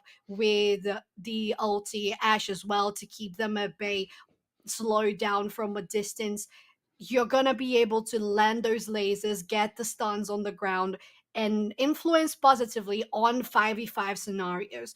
But that's where as well can become so difficult, because now it's going to include the rest of the players, right? So you're gonna have Bello, you're gonna have them trying to hook you, you're gonna have the Fiora trying to go in you and get the vital points to knock you down, because as we mentioned earlier, Horizon, it's such a squishy comp on the side of Long Island, and that's going to be something to interfere in regards to this matchup in the mid lane, because when we get to the mid stage of the game, the 20 minutes, and this last game 20 minutes was end of the game, just a reminder that we get to that stage where it's not a lane phase anymore, so you have to be aware of all the other aspects of the team and the objectives coming around. Yeah. And one of the things I think, going off of that I want to highlight too, is you talked about that team fighting. The zone control from Long Island is really, really good around these neutral objectives. So if you can bully the Silas and keep him under control, then you have a lot of ways to play the game. But again, we talked about the amount of utility that Silas has and all of the ultimates that he can steal in this game, as it is going to be confirmed as that Lulu for the support there for Long Island is going to be huge. That means that Silas is going to have continued survivability as well. So if he steals the wild growth, he can continue to take aggressive trades. Stealing Ashe ulti, Victor ulti, Silas, or sorry, not Silas, but Aatrox ulti, really, really devastating abilities that if used at the right time can absolutely overturn a team fight. And I think the poke and the overall strength of Oakland's composition, especially when you have champions like Blitzcrank that can lock down some of these squishier members, you can delete them off the face of the planet before they even get the chance to team fight, is a huge deal. So interested to see how they're actually going to navigate those instances, how they're actually going to be able to navigate those team fights, and really what leads can either of these teams get out from. I would think that with an early game lead, you definitely have to favor Oakland's composition just because of how efficient they are with the gold. But if Long Island can delay the game, if they can make sure that they get to their late game power spikes, make sure that they get to 2-3 item power mark before really any devastating team fights happen, then I think that they'll be okay. Yes, and that's one of the things we talked about when we were seeing the draft happen. If Oakland went for such an oppressive comp once again as they have right now, they have the early game pressure, we would love to see Long Island having a lane phase that can withstand that sort of pressure. A lane phase that can actually be there and survive the attempts of engages, that can have good vision. We have an Ashe right now, so that's going to be good to spot people around the map and be more safe in your lane. But at the same time, it's squishy. It's squishy, as we mentioned. It's very squishy. Before level 6, this bot lane can't do anything. There is nothing they can do. They can only withstand a dive if they have level 6 to get the crystal arrow, to get the crescendo right from Lulu, to keep yourselves sustained in trying to survive a dive. But before that, and I think that's definitely where WZAC has to be most proactive, of course, thinking about the timer for Herald as well to have good presence in the top lane to deny the Belvath is going to be go on Cool Kid Pete on white paper, because not only do you have damage as a Graves in the early game, you have Bello to just pull them in. So it's going to be a little harder for Long Island. Once again, I will say they have, because of a late game stage, they need to be more careful. They need to be more precise. They have to have good communication to make everything work. Yeah. And I think that's kind of one of the things that we talk about a lot in drafting is late game versus the early game. And the thing that I think a lot of teams forget too is the fact that the late game is not guaranteed, right? If you have a team comp that has early game advantages, then you can see easy ways to leverage those. But the late game, it's always amorphous. It's always out there. You might reach it, you might not. So obviously you have to take additional steps to make sure that you actually can reach that late game phase. It'll be interesting to see how Long Island actually accomplishes that, or whether or not Oakland University can actually make their early game stick a little bit more, if they can repeat what they did in game 1, as we are on to the Rift for game number 2. Oakland University on the red side, Long Island University on the blue side. Let's see if they can make any adjustments. Soph-chan, you know what I'd like to see? I'd like to see Blitzcrank run mid lane and hook somebody in that little bush. Oh, yeah. We love to see a little positioning to steal blue buff, to steal, well, in this side of the map, to definitely go for the red there. But they, once again, they look to be a little more careful. They're not gathering in a certain bush to try and be sneaky about it, or Oh. maybe they are. Okay, never mind. Hife's going to get spotted there. Doesn't land the chain, so won't abscond with anybody. Bello waiting in the wings. You know what I'd like to see? I'd like to see Bello still a champion. Yeah, that red buff business is nice, but it's always more fun to see first blood absolutely. going over. Yeah. Oh, So- definitely. Now, one of the things I want to talk about in this bot lane matchup is we're seeing these guys still hovering here. Is it's going to be a possible late invade. King's going down. They're not committing to it, so just kind of trying to put pressure.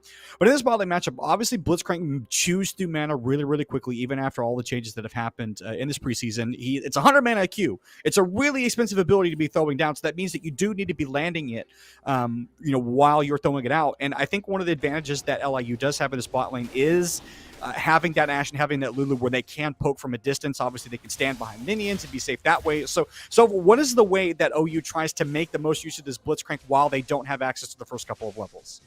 I think it's to be very aware of how the abilities are being used from Cookie Beat and White Paper. So if you see that those hyphen A.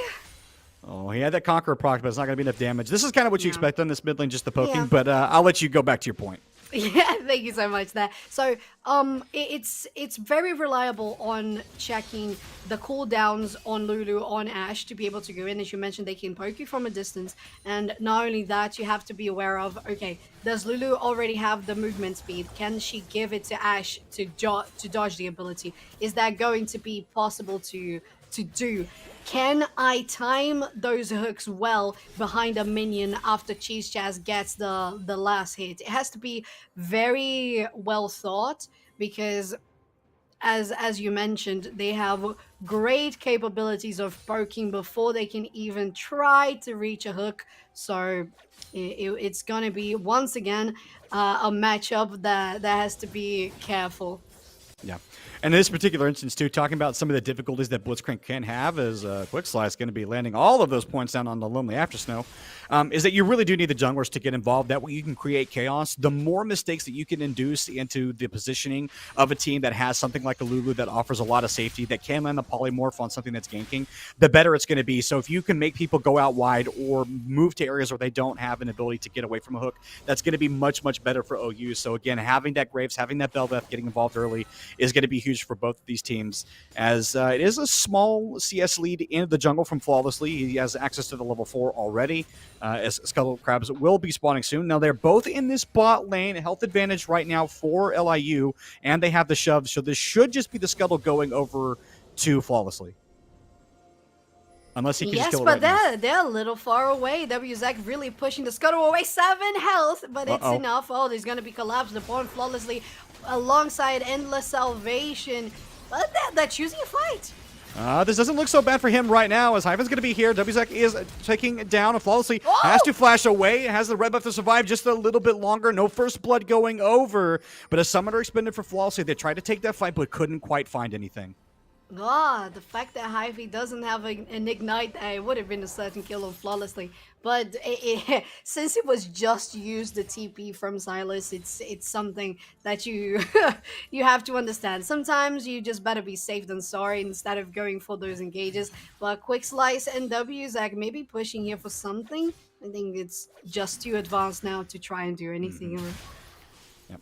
Now, the nice part for WZAC, too, is because his mid laner got involved in that play, that means that Flawlessly was forced to back, so he gets double Scuttle, which is honestly a rarity in this this day. Yeah. Now that I've played a bunch on the new patch, it's harder to secure both Scuttles just because of the amount of time that there is before they both come up. As Hyphen A, he's going to land the chains on there and land quite a bit of damage. Endless Salvation forced underneath the turret, but yeah, so if I think exactly what we expected in some of that 2v2 matchup, again, that Graves just being such a good duelist, just felt fine just to run through the mid lane and not even be worried about what the Victor wanted to do.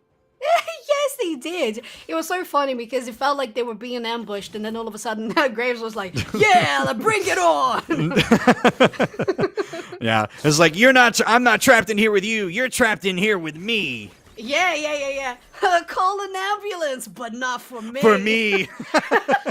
I know, instead of the small pistol, it's a giant shotgun. But I mean, absolutely, WSEC has just been playing unafraid. I mean, we've seen that in the first matchup where he got out to a really commanding lead, got access to those early ganks, really that early fight, and kind of affected the map in a pretty poignant way. And I think we're already seeing that already. Where I mean, he just felt empowered just to run through the mid lane and know that Victor wasn't going to do anything about it. So that shows a lot of confidence. And honestly, it's what you need when you're playing with an early game composition that does have some late game scaling elements. Obviously, the Ezreal scales fairly well to the late game. So does Fiora. So does Silas. But speaking of the Fiora, so if I want to pick your brain about this, because we have seen so much of this Fiora in matchups like this, both in professional play and collegiate, where on paper, you see what the Fiora wants to do, but in execution, the Aatrox has always been so much easier to perform with. Yeah. Even as I say that, though, that's going to be the grand challenge going down on the Lonely After Shadow. He pops the ulti. Who can win this, though? He wants to get all the marks. It's going to go down, but that's the end of the ultimate, so no more damage is going to come out from that one. Now Quick Slice may find himself in the wrong fight. This one, Flash Q! That's going to be first blood, goes over to Lonely After Snow. And just as I was about to ask what the Fiora is going to do, it gets answered. It is North American Fiora all over again. Feels bad, man. And to be fair, Horizon, it was exactly what I was going to say. The Aatrox is going to be easier to play. He's going to be easier to ambush, though. Endless Salvation does still have Flash, and they're in the fog of war.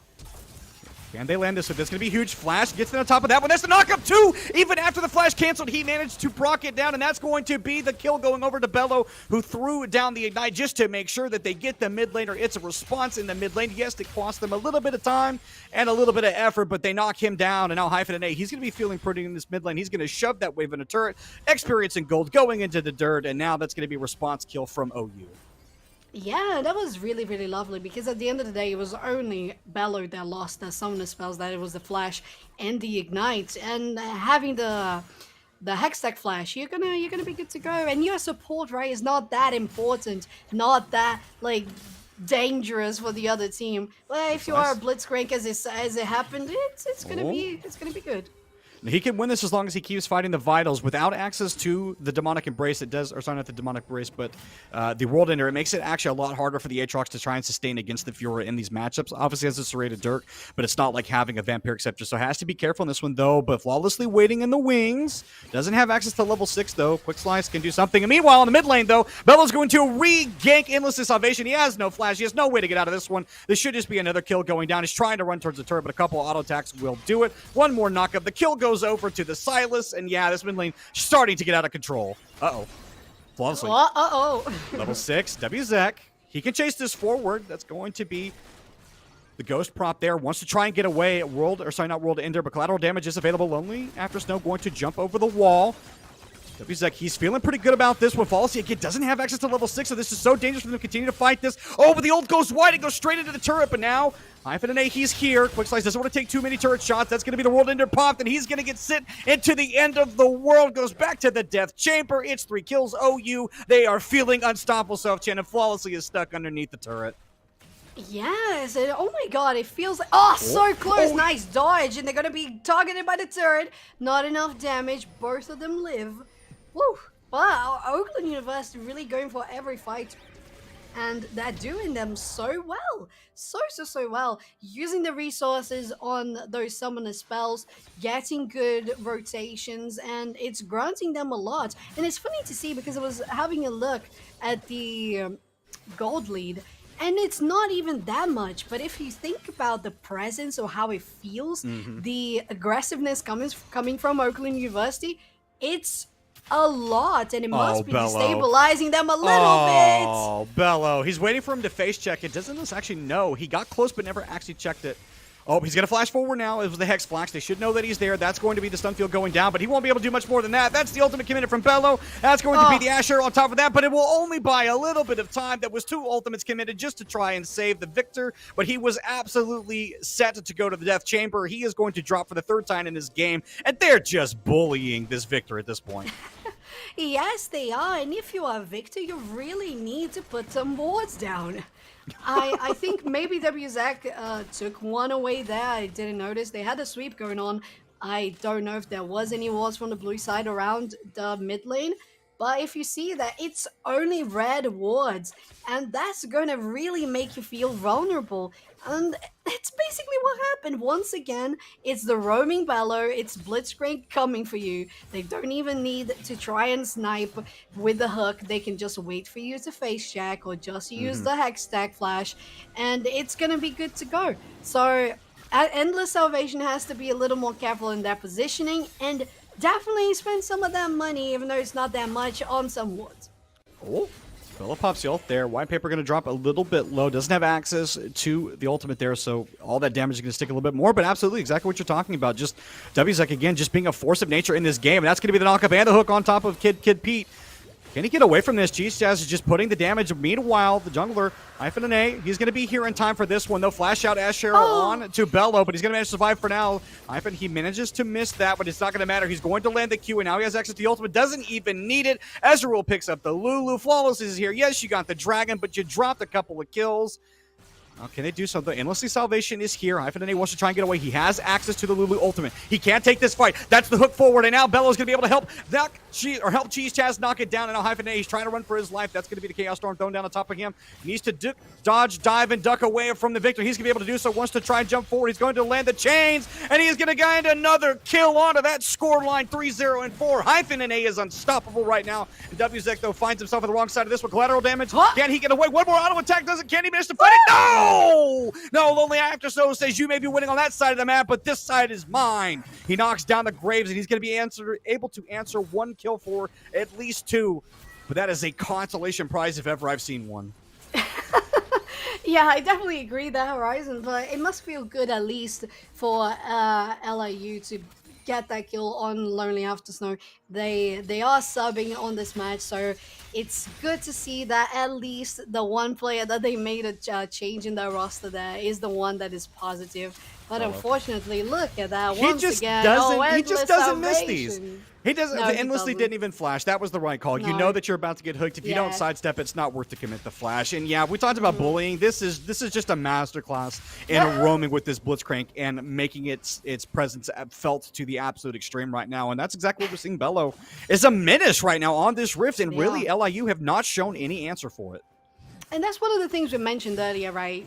Being in the preseason, this patch going up, 1v1 once again, they would decide to go here. Bello might be in a good position to get the Lulu. They don't have vision though. Might have vision now, and they do. Oh, they're going to catch him just underneath the tower. That's going to be ultimate committed. Asher to buy a little bit of space. That's the Ezreal ult committed as well. Bello just going to be able to walk this one out, though. 2 ultimates down here for this bot side for not a whole lot committed for OU. And they're just continuing to punish into this 2v2 right now. Self-Chan, they're just unstoppable. They are. They really feel like so. And I think I lost my train of thought there, but it's turned into a 3v2, going in flawlessly on Bello, but the hype NA is around the corner as well. Oh, this is a split fight right now. Bello committed the ultimate just to get the Solace onto Flawlessly. Now they're going to be able to pick up one more. Cool Kid going to get killed underneath the tower. OU, they are running away with this game as it was in the first, so it shall be in the second. Endless Salvation now probably on the wrong side of this one. He's going to commit the Chaos Storm. Momentary stun from Wzek, but he has access to the end of the line if he wants to. One more auto is enough to do it. They're not even going to trade one for one. They're going to get this tower, and they are trading nothing across the rift. Feels good to be Oakland University on this one again. Oh, I hope they can get... Oh, don't. Okay, the minions stopped, but I'm not sure how I feel about this Herald. This Herald placement. Well, I think I think they just want to make sure they secure the bot tower. Plates were expiring, so you couldn't go anywhere else with it, and he wanted to make sure that they get something out of it. So at least the money's going into the Ezreal pocket, but I agree, you probably would have wanted to use that a lot earlier if you're OU, but you make the most of the situation that you've got. Yeah, definitely, and especially Wzek, since they were on the top lane earlier trying to solo queue Lonely After Snow, getting solo killed instead. You're gonna probably start getting the Expire note on the Herald, and you need to drop it somewhere. So I might as well get it here. As you mentioned, the platings were already expiring. Cheesy Chaz had gotten most of them anyway, so just guarantee the first brick. Wait, was it first brick? Is there a brick in the... in the mid lane. I guess you could say it's first brick. Well, I guess you could kind of play it as a brick. Oh, Bello. He's going to get spotted on this ward. Could potentially get caught here. That's going to be the knock-up and flash over the wall just to make sure. And he's going to hook the jungler for good measure. The silence coming down is nearsighted right now. What else can they do? Ultimate committed there from Ashe, but it's not long range. But they're going to be able to slay WZek in the end. They had the man advantage, so that means that they were able to get the damage down. But that was a much of ults committed just to make sure that they secure that kill. And Hyphen A is going to steal away the Lulu ulti and ultimately not do anything with it right now. And honestly, not as big a punish as it could have been from LIU. Yes, agreed. And I think it's because Bello recognized that they were going to die anyway, so they just disengaged themselves. So it's, once again, it's good communication from OU or Hyphy trying to be sneaky. They have the warding and the vision themselves, so that's going to be good. And we can see how much all of that is translating, and it has been translating for OU since the beginning of the game in regards to vision. They have all control on their bottom jungle on the blue side of the map. They have had all of that in the river, so they're just expanding their presence. And now with the second Drake spawning, Mountain Drake, they're gonna go around there. It's probably going to be uncontested. Belveth is on the other side. Yeah. And I don't think there's much right now because there aren't many objectives that can be contested that LIU can do. Yeah. And let's look at this bigger picture, too, when we're talking about objectives right now, because LIU, there's a lot of things on the map that they can take, but they don't have a way to do it. They have no safety in the top, mid, or bot. They have 2 turrets that are already down. The dragon stacking has effectively been stopped now after that response. Bello, not willing to let Flawless get away from this one, is just harassing them, has WZek waiting in the wings. So they can just continue to make sure that Flawless doesn't get anything done. And right now for OU, they have complete control of the map. They may even be able to get Lonely after Shadow here. He's going to pop the World Ender just to try and get away. Bello wants to land the hook. He's going to be able to do so. Catches it just right. Wow. And that's going to be further damage onto him. Make sure that they send him straight to the Death Realm. And now there's nothing else that LIU can do except watch the top laner die. And,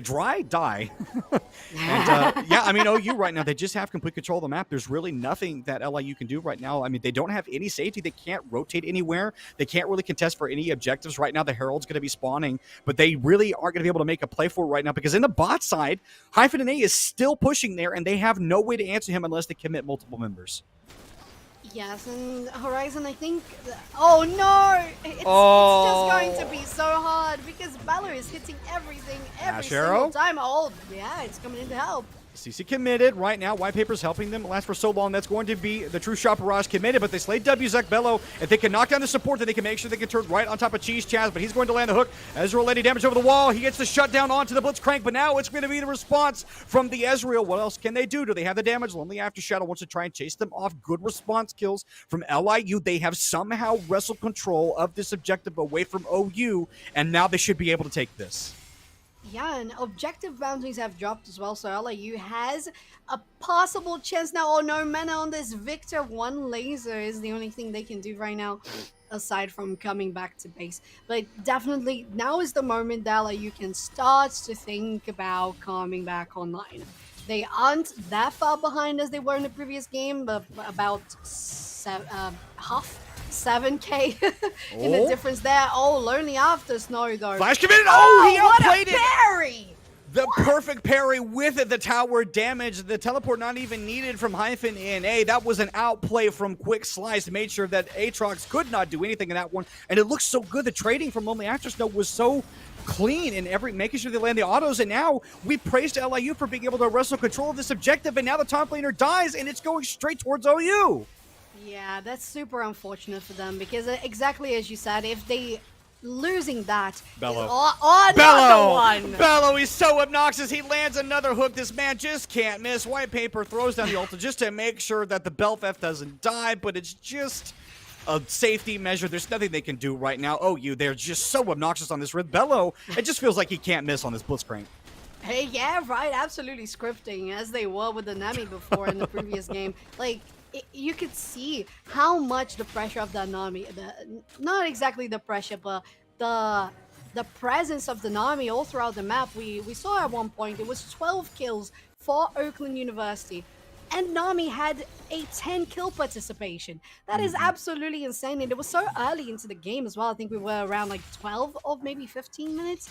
So it's a lot that OU has been able to do in such a short amount of time, and once again, Bello is converting all of that into so much for the ADC, for the mid lane. And as we saw how many times poor Victor was engaged upon coming from this support, it's gonna feel bad for LAU because Victor is supposed to be the main damage dealer, and they are 0-6. So far behind, have just one item. They probably just finished the Leandries now, so it's going to be hard for them to deal that damage. And speaking of items, look at what Hyphen A has felt confident enough to buy. He has a 10-stack Magi already in this game at 20 minutes. I mean, he's feeling really, really good. 6-0-4, has participated in 10 of these kills. You talked about Bello, again, converting on this Blitzcrank, 12-kill participation already. And right now, OU, while they don't have the same kind of gold lead that they had in the last game, obviously we're going to have a much more extended game this time than we did last time. Their positioning on the map is really, really good. As they're going to hook the Aatrox over the wall. He's not going to be able to do anything. So it was actually the Belveth. They're going to drop. The Herald's going to be popped in that mid lane. Yes, you get a top turret, but what are you going to lose for it? You're going to lose a significant amount of your base because now Lonely After Snow, he's trying to run away. Blitzcrank flash forward. It's the knockup. It's the kill. Two dead for the side of LIU. And meanwhile, in the mid lane, while WZek is going to die, it's going to be the Herald charge in the mid lane. It's a 1-for-2 trade in the end. And OU, they are putting damage into these structures, and that is going to be the base effectively cracked there for LIU. They're going to look to turn to the Baron. Can they do this objective? The respawn timers on After Snow were so long. Yeah, and to be fair, they're doing quite a bit of damage right now. Ludo is trying to get around to get some vision. I don't know if they can do much. Ash is going to throw the Huck shot. It's in. They have the vision. It's going to expire pretty soon. It's just two players. I don't know if she can do anything with that W. Yes, they cannot. Don't you see Baron on one house for a second? Yes. Yeah, that's the ookie spooky moment when you're like you want to make sure you have vision on everybody, but obviously no jungler contest from flawlessly means that they're just going to knock that one down. Even though there was no WZek to help them with that, it didn't matter in the end. They get the Baron. They're going to have an all 5 members. Now, this should just be the Dragon Rush here from LIU, but can they actually get out to it fast enough? Because OU were resetting really, really quickly on this map. Yes, they are. The buff is going to grant you to do so. And they not only have that, they already had so much pressure on pushing those lanes. And with the buff now, they're just going to be able to get so much siege and controlling the area right now with the Cloud Drake. You're going to have those areas of move speed into the map. And unfortunately for LIU, it's just OU taking advantage of them as they go into your jungle, get the deep wardings. Bello is there. Endless Ovation. I hope you're not going to get hooked again. Yeah, Bello right now just trying to make sure that, I think honestly in this specific instance, you actually want people to see you as Quickslice trying to outplay this 1v2. Should be able to do it. Smite's going to come down. Doesn't have a turret to retreat to, though. Should just fall here. Trying to run and put a little bit of distance, but that's going to be the flash committed from Flawless. You did want to have to do it, but they wanted to make sure that they knocked down the Fiora. Meanwhile, though, on the bot side, the siege continues. OU, they are making the most of it. Wherever they trade, wherever they lose in one side of the map, they trade for another. That's going to be the Ezreal ulti committed there to try and stop some of the backs. Does it tack onto anybody? Doesn't hit onto the jungler, so they managed to complete the reset, but that's not going to matter right now, though, because the inhibitor is going to fall. Aatrox is going to be late on this one. Potential teleport flank, though, as it's going to be Ash Arrow going down to Flawlessly. That's one down. They need to get more, and now Lonely After Snow is here. Hyphen A, he goes into the gold stasis. What else can they do? Cheese Chaz putting the damage in the back line, but it is so far a 1-4-3 because the Fiora is dead, and now they're just trying to run for the hills. Cheese Chaz! Can he manage to get us away as he's going to see the Blitzcrank fall? All of his friends are dead. He's just trying to buy some time, and that's going to be... Is that the Victor going to the gold status? No, this is going to be the shutdown given over to Flawlessly. That is a full team wipe there from OU. Yes, they crack the base and they get an inhibitor, but they sacrifice 5 champions to do so. Yeah, they sacrificed 5 champions and 5 Baron buffs as well. So great job, LAU, especially Lonely After Snow, communicating with the team that they were going to get that flank going. It was super well executed, caught them out of guard. Cool Kid Pete also with a lovely crystal arrow managed to hit WZak, one of the players that we know is going to start outscaling a little bit in this stage of the game. They've had that moment. Right now, the ones that are going to be the most powerful are definitely going to be Hyphen and the Ezreal, unfortunately. For both of them, it's their first death of the game. Can you believe it? Yeah. On 24 minutes? Yeah, that's a long time to go, as both those champions especially, too, did not die before that point. So I think impressive, and I think it says a lot about how those two players have been playing. Now, so far, hold on. May not get a chance to make this point, as it's going to be 2-on-1. Sorry, 3-on-1. How can I forget Bello, who wants to try and land this hook? He doesn't have any vision, though, so won't be able to do so. But the point that I wanted to make was LIU, they've, over the last couple minutes, have been finding ways to fire back. Is Bello going to land that hook over the wall? Managed to spot him out of the ward. Silence makes sure he can't. Gets away. WZ claims that one. The 20th kill of the game, and it goes towards the jungler. And even as I was about to praise LIU for their ability to fight back in the last couple minutes, finding plays, let's pretend that one didn't affect too much right now, because obviously it is only the one kill. And let's just continue on with the questions. So obviously OU, they've been in the majority of the control of this game, but LIU have found ways to get back in. So what do they need to do to make sure they continue to try and fight back in this game? Is Lonely After Snow? Land hyphen will manage to walk away. No, actually manages to pick up the kill. That last turret shot was enough to do it. Bello gonna miss the hook. Hopefully they calm down here for a minute. Yes, they are going to walk away. So what does LIU need to do to continue to try and climb back in this game? I think it's to keep on doing what they're doing right now. So first off, keep yourselves in a good protected position under a turret. Stay in a safe space. Stay close to your base. Oh, that was a lovely poetry there. Second thing, try to very carefully clean the vision that OU has in your jungle, because that's basically everything that Bello needs to land those hooks. To be fair, a couple of them were no scope, so you just gotta be careful when you try to. But was it 360? Sweep. It wasn't 360, but it was a no scope.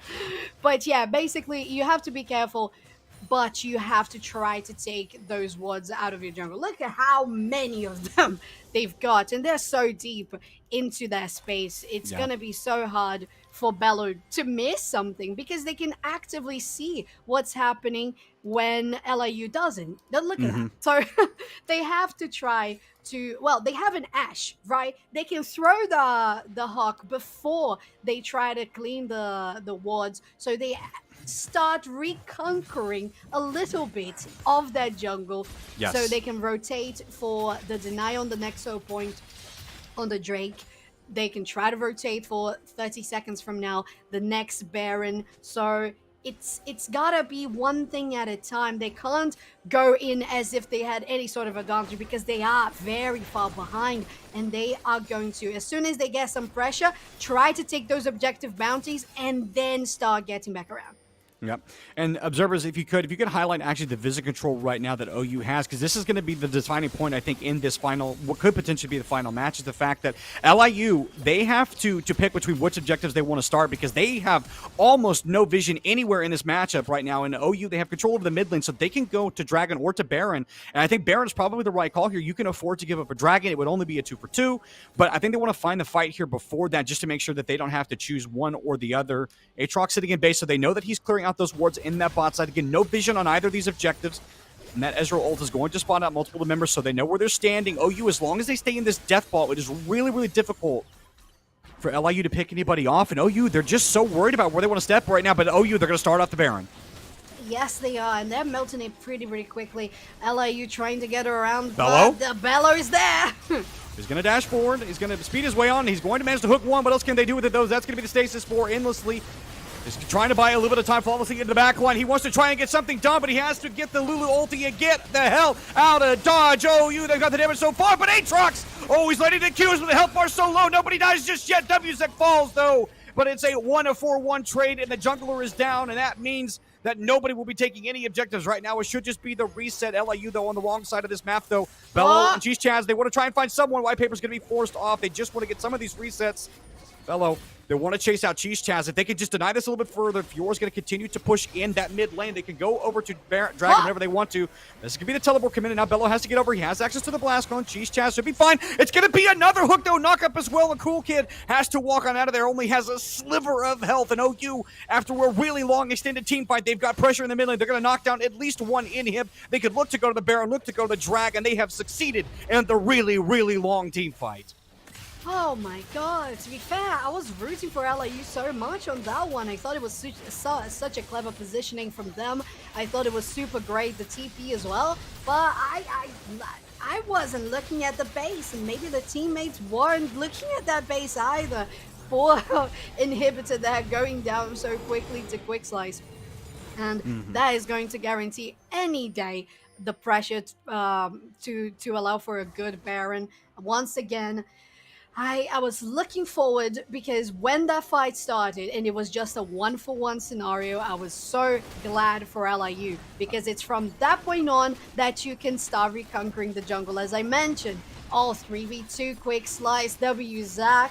They might be in a bad spot to try and steal this one. Yeah, WZAC just decides to concede it, and I think that's the best call. But great positioning from LIU to prioritize this one, get the objective bounty. That's going to be super, super important for them. Oh, no, Valor! Thank goodness there's no follow-up order. Actually, is there? WZEC going to try and knock that one. Ezreal knocks him down to a quarter.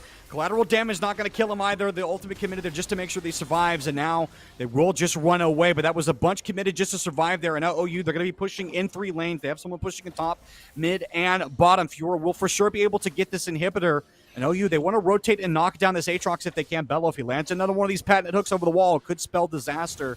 And meanwhile, while they're dealing with that quick slice, again, just knocking down this inhibitor. So OU, they're a nuisance. Everywhere they go, they're getting something positive going into their pockets right now. And now this is a stacked wave in the top lane. And Zofchan, this might just be the final push for them.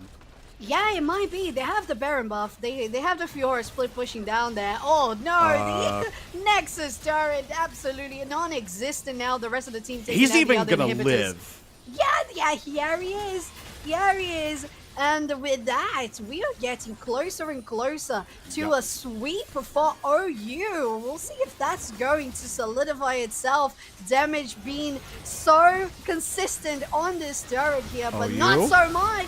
LIU, this is the final throw of the dice. They need to win this one. Aatrox is the first to fall, though, and now flawlessly has to beat a hasty retreat. They want to get to the fountain just to try and survive a little bit more, but the victor can do nothing but just buy space. OU, they will not be stopped. They will not be denied, and in week 8, they're going to best LIU and even up the standings. Oh, that was absolutely relentless from OU. Really, I thought there was a moment that LIU could come back on that one. I was rooting for a game 3. I was rooting for them because they were doing great, right? They were being patient and kind of doing the things that I was suggesting. But OU didn't leave any space for them to come back, and their decision to put Fiora in the split push. It's always a good, reliable, solid, and simple decision to make, and it worked out so well. Yeah. And especially Bello on those hooks. Like anyone on the side of LAU wouldn't feel safe anywhere because Bello was always there, even if there was vision, if there wasn't no vision. So they were really essential to making those plays happen. So great for OU. And you were so happy to see that blitzcrank, so it must have been amazing to see that succeed so well. Yeah, I loved what Bello was able to do on that blitzcrank. I mean, every time he showed up on the map, you're just sitting there waiting like this. Just, is he going to land that hook? You know, what kind of damage is he going to do? And that blitzcrank was just absolutely a menace in every step of the phase of the game. So I'm glad that they succeeded with that champion. And it was interesting to see that pulled off. And exactly like you highlighted, too, that whole composition from OU, they were able to make it work. Yes, the game went 10 minutes longer than the last one, but ultimately they made that composition work. They played to its strengths. And, you know, a clean sweep here is very, very, you know, interesting to see. Obviously, we would have liked to have seen a game 3 just because, you know, you always want to see that full series. But OU, they put a very, very quick end to the night. Ladies and gentlemen, we are going to have an interview for you here shortly. So don't go anywhere because when we come back, we'll have one of the players from the victorious OU telling us about that fantastic win coming right up.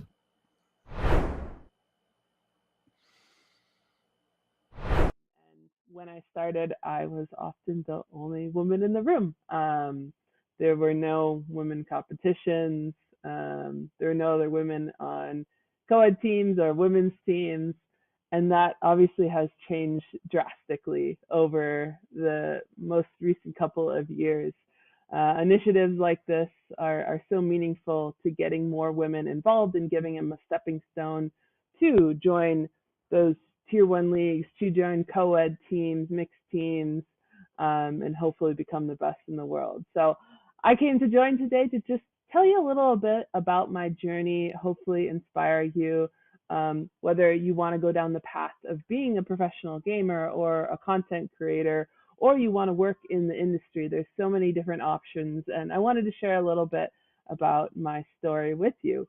So first off, I'm actually at Valorant champions in Istanbul right now. The match is happening like just behind the door from me, so you might even hear some of the crowd noise going hype. The crowd is obviously cheering for Fnatic. Actually, I just heard a loud cheer right now, so something epic might have just happened. But so apologies if you hear that background noise, but it's all part of the vibe. It's all part of just being in esports, living and breathing esports. My journey actually started just as a player. I was a multi-sport varsity athlete in high school. Tore my MCL, was out on an injury, and then I found esports. My brother would have his friends over, and I didn't want my brother to be better than me at anything, and I just started playing. And this was actually Counter-Strike. Valorant wasn't out at the time, of course. And turns out that I was pretty decent at it, and so started playing more and more and more. Found some teammates, traveled down to the CPL, which is like the top tournament at the time. Thought after winning a bunch of tournaments in the Milwaukee area that we would come in and do really well. Turns out we were terrible, and we finished dead last. Lost to a Finnish team that was one of the best in the world. But it only motivated me to be a better player. So I kept competing.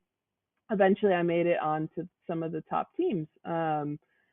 Both I was in co-ed teams, played in ESEA Invite, which is now the equivalent of ESL Pro League, and also played on some co-ed teams. Played with teammates like Miss Harvey, Potter, who is now the coach of Evil Geniuses, Alice Liu, that played with Complexity's Valorant team. Some of the things that I learned in my competing journey, it's not just about my physical skill in the game, not just how quick you could react to something, but communication, teamwork. These things are so important. At Valorant Champions right now, I get the opportunity to listen into the teams and listen to their communication. It's amazing how they refine their craft and refine how they communicate with their teammates. It's something so fascinating. So I encourage you, one of the things I like to tell up and coming players is record your team's comms and listen back. Did you give the right calls? Could you have done better calls? Those calls have been shorter and more precise? Those are some of the things I learned as a player.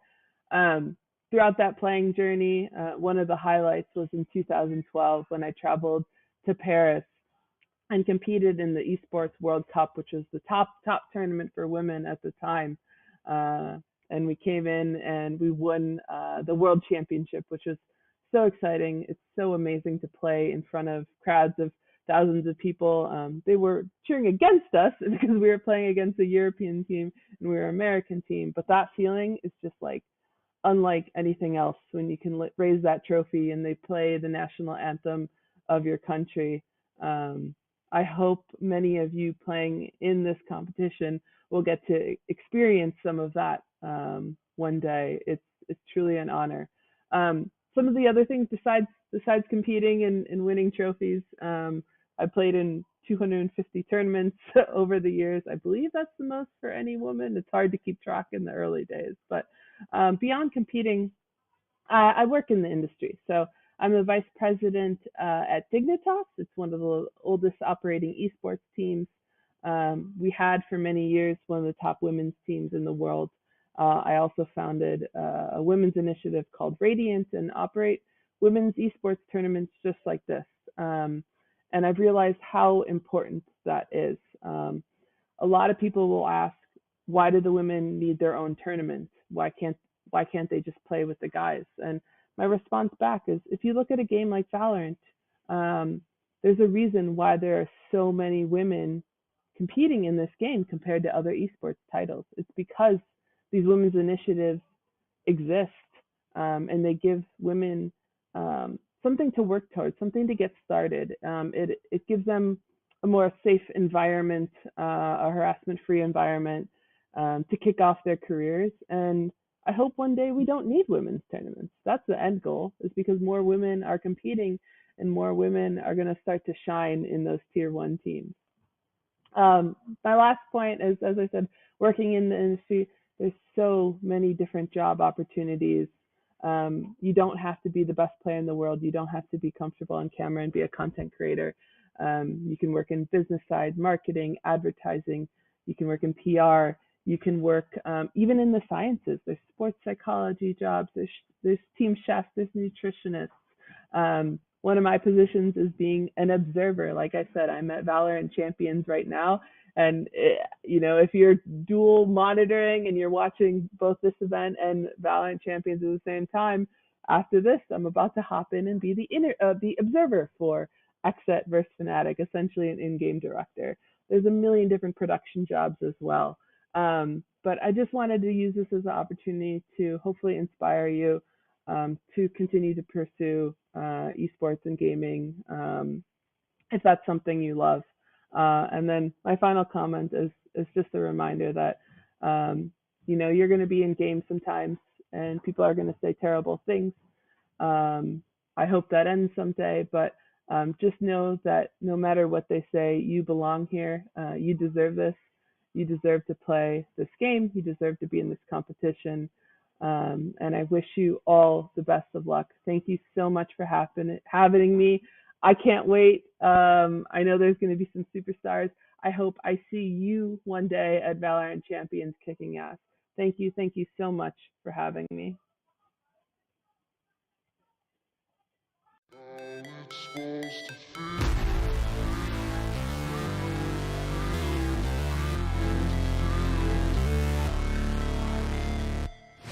Never break, always fight, never quit, do it right, play the game, win it life, have no shame, there's no time, feel the pain, live the grind, I could change, in my mind, pick a lane, commit and climb, the only way to win it life, I never miss, that's fact, taking big.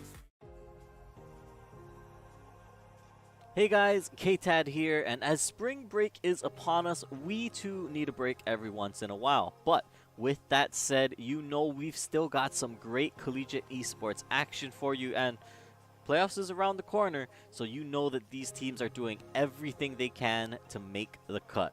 Let's get into it.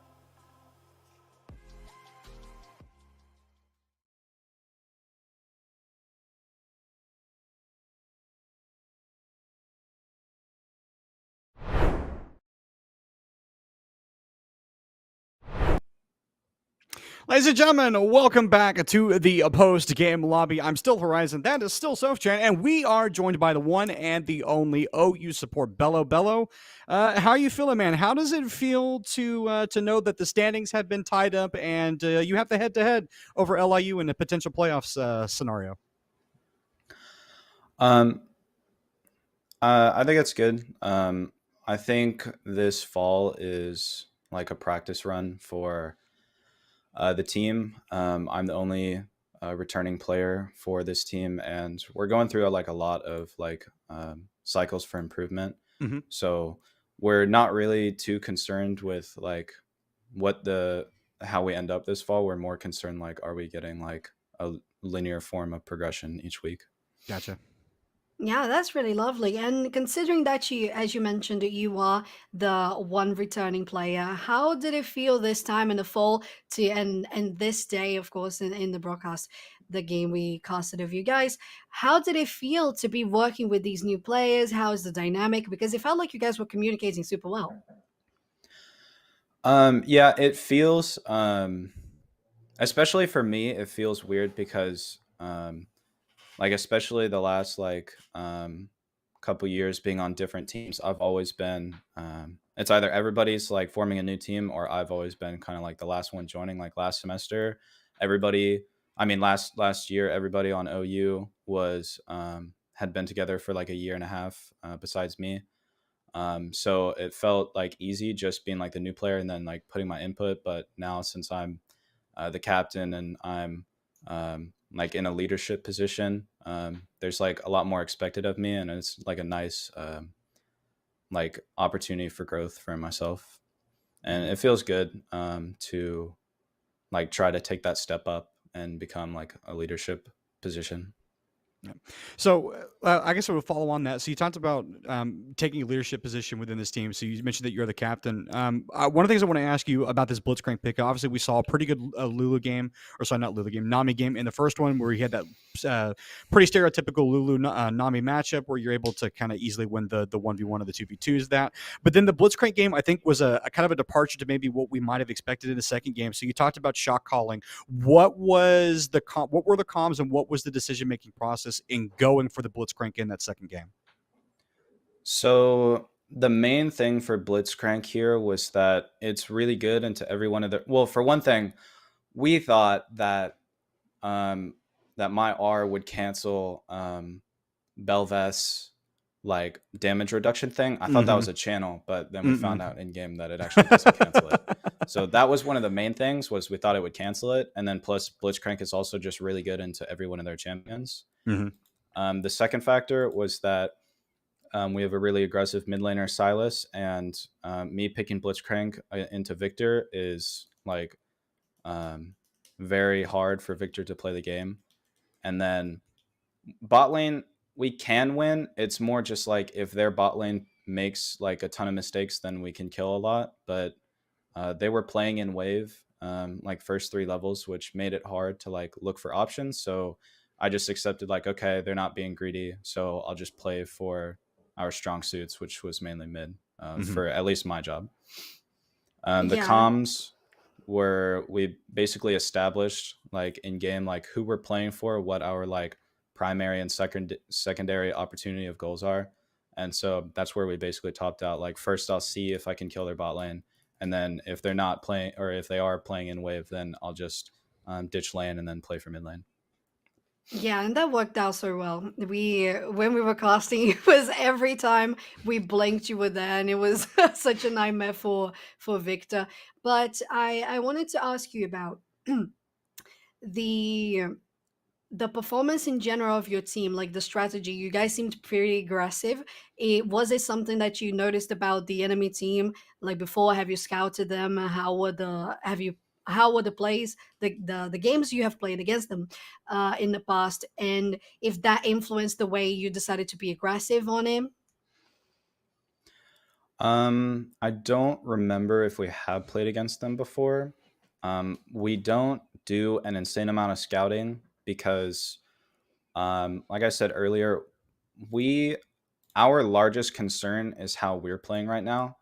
And so that's pretty much where all our thought process is, because we don't really after draft is done, then we'll think about like what they want to do, and then we'll calm stuff in game. But we don't think about how a team is going to play and then try to like draft comps around that yet. That would probably be for like spring season, when we're like try harding and we're really trying to like win. Gotcha. Well, Bello, thank you so much for the interview. We really, really appreciate the time you took out to answer our questions. And for ladies and gentlemen, that is actually going to do it for us here on the broadcast. So on behalf of everybody here at Esports U, we want to thank you all so much for tuning in for tonight's game between Oakland University and Long Island University. So until next time, until we and Soph hopefully see you guys again, buy wards, drink potions, don't leave base without a buddy, and more importantly, be good to each other. On behalf of everyone else here on the broadcast crew, thank you and good night. If it's going to take place, passes are with the back. At number 7, Floppy's got a show to put on for us as he juggles Sen around the stage. Off stage, how will they make it back on? Just immediately opting to go for the ledge, eating an up hit, and Telly not going to be dying quite yet. He is quite a hefty boy, but what a follow-up. Yeah, ping pong with his... It's overtime out the gate for our number 6 clip, and eBest Drew hangs it us a little to the left to clutch it up for Farmingdale. Gets it over one, has Indemnity to work through now to flick over him. Chance, oh, it's top of the box for MC Drew. That's a goal, game 1 winner for Farmingdale. Yeah, that's eBest Drew right here. Fantastic shot reception, or that pass reception, I should say. After Otto puts this across the top right here. Up next is Curious George with the Cura Ace to clutch up the round for Keen. And yes, the editors came up with the name of this clip, not me.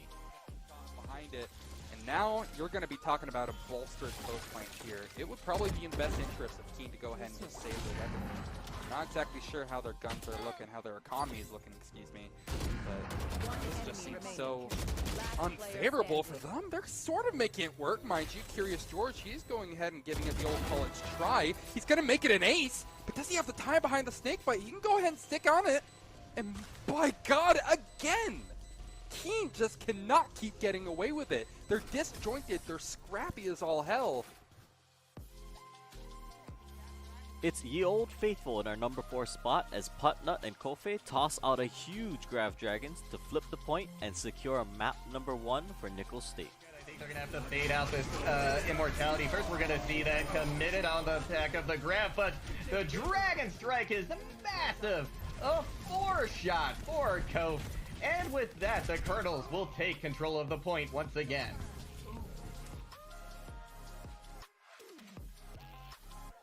Now this might only be our number 3 clip of this week, but you guys have to check out this play from Not Leopard as he pulls off these ridiculous moves to juggle the ball right past the defenders of Central Missouri and into the net.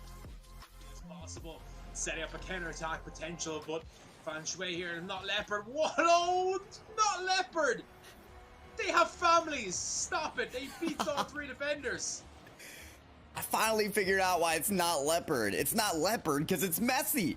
Messi with the dime, the dish, the left to the right. At number 2, this is probably one of the smartest plays we've seen in a while. Now UNM's Wicked Pro, after finding the spike on A, decides to ult and immediately rotate out after getting the info that the rest of the attackers are mid. What happens next? We'll just watch. A bit frustrated about that one. Oh, and this is a great play going around from the smoke from the belt. They have the perfect opportunity. And once that falls, everyone will be revealed. They'll be hit with the decay. This could be huge. Yes. Fisher Row. Caught on the zip line. Oh! Wicked gets 2. Another 4K for Wicked, who is playing out of their mind. The 500 IQ play. You knew that it was a weird angle to have that Viper spit. You knew that they were going to check everywhere inside. And Alright, number 1, let me break this down for you. Series 3, last man standing. The anchor in Atata as he somehow manages to bring Illinois Wesleyan back from being in a 1v3 for this series. Big lead here for Wayne State, but we'll see. You know, Atata's not out of the count just yet, and they might be looking, I mean, they're definitely looking to take away with the 3-stock, but they can't play too risky. Okay, we see the PK flash there. They're going to make it back to ledge. We also saw a pretty Hail Mary forward smash there at low percent at that. The risk reward on that is a little skewed. Ooh, look at this jab reset into the forward smash. What a beautiful combo. They just feel confident in their team, and there's nothing more that I love with that. But the mess is already trying to make a statement saying that you should have brought the person who could take the stocks first. That is amazing right there. We saw the PK fire, multi-hits goes for the downer. There's an off-stage air dodge. Suddenly, this is looking very bad for Younglink and potentially Wayne State as a whole. Side, don't let them grab you. You still got to be careful. Ness is a threat no matter where they are on the stage.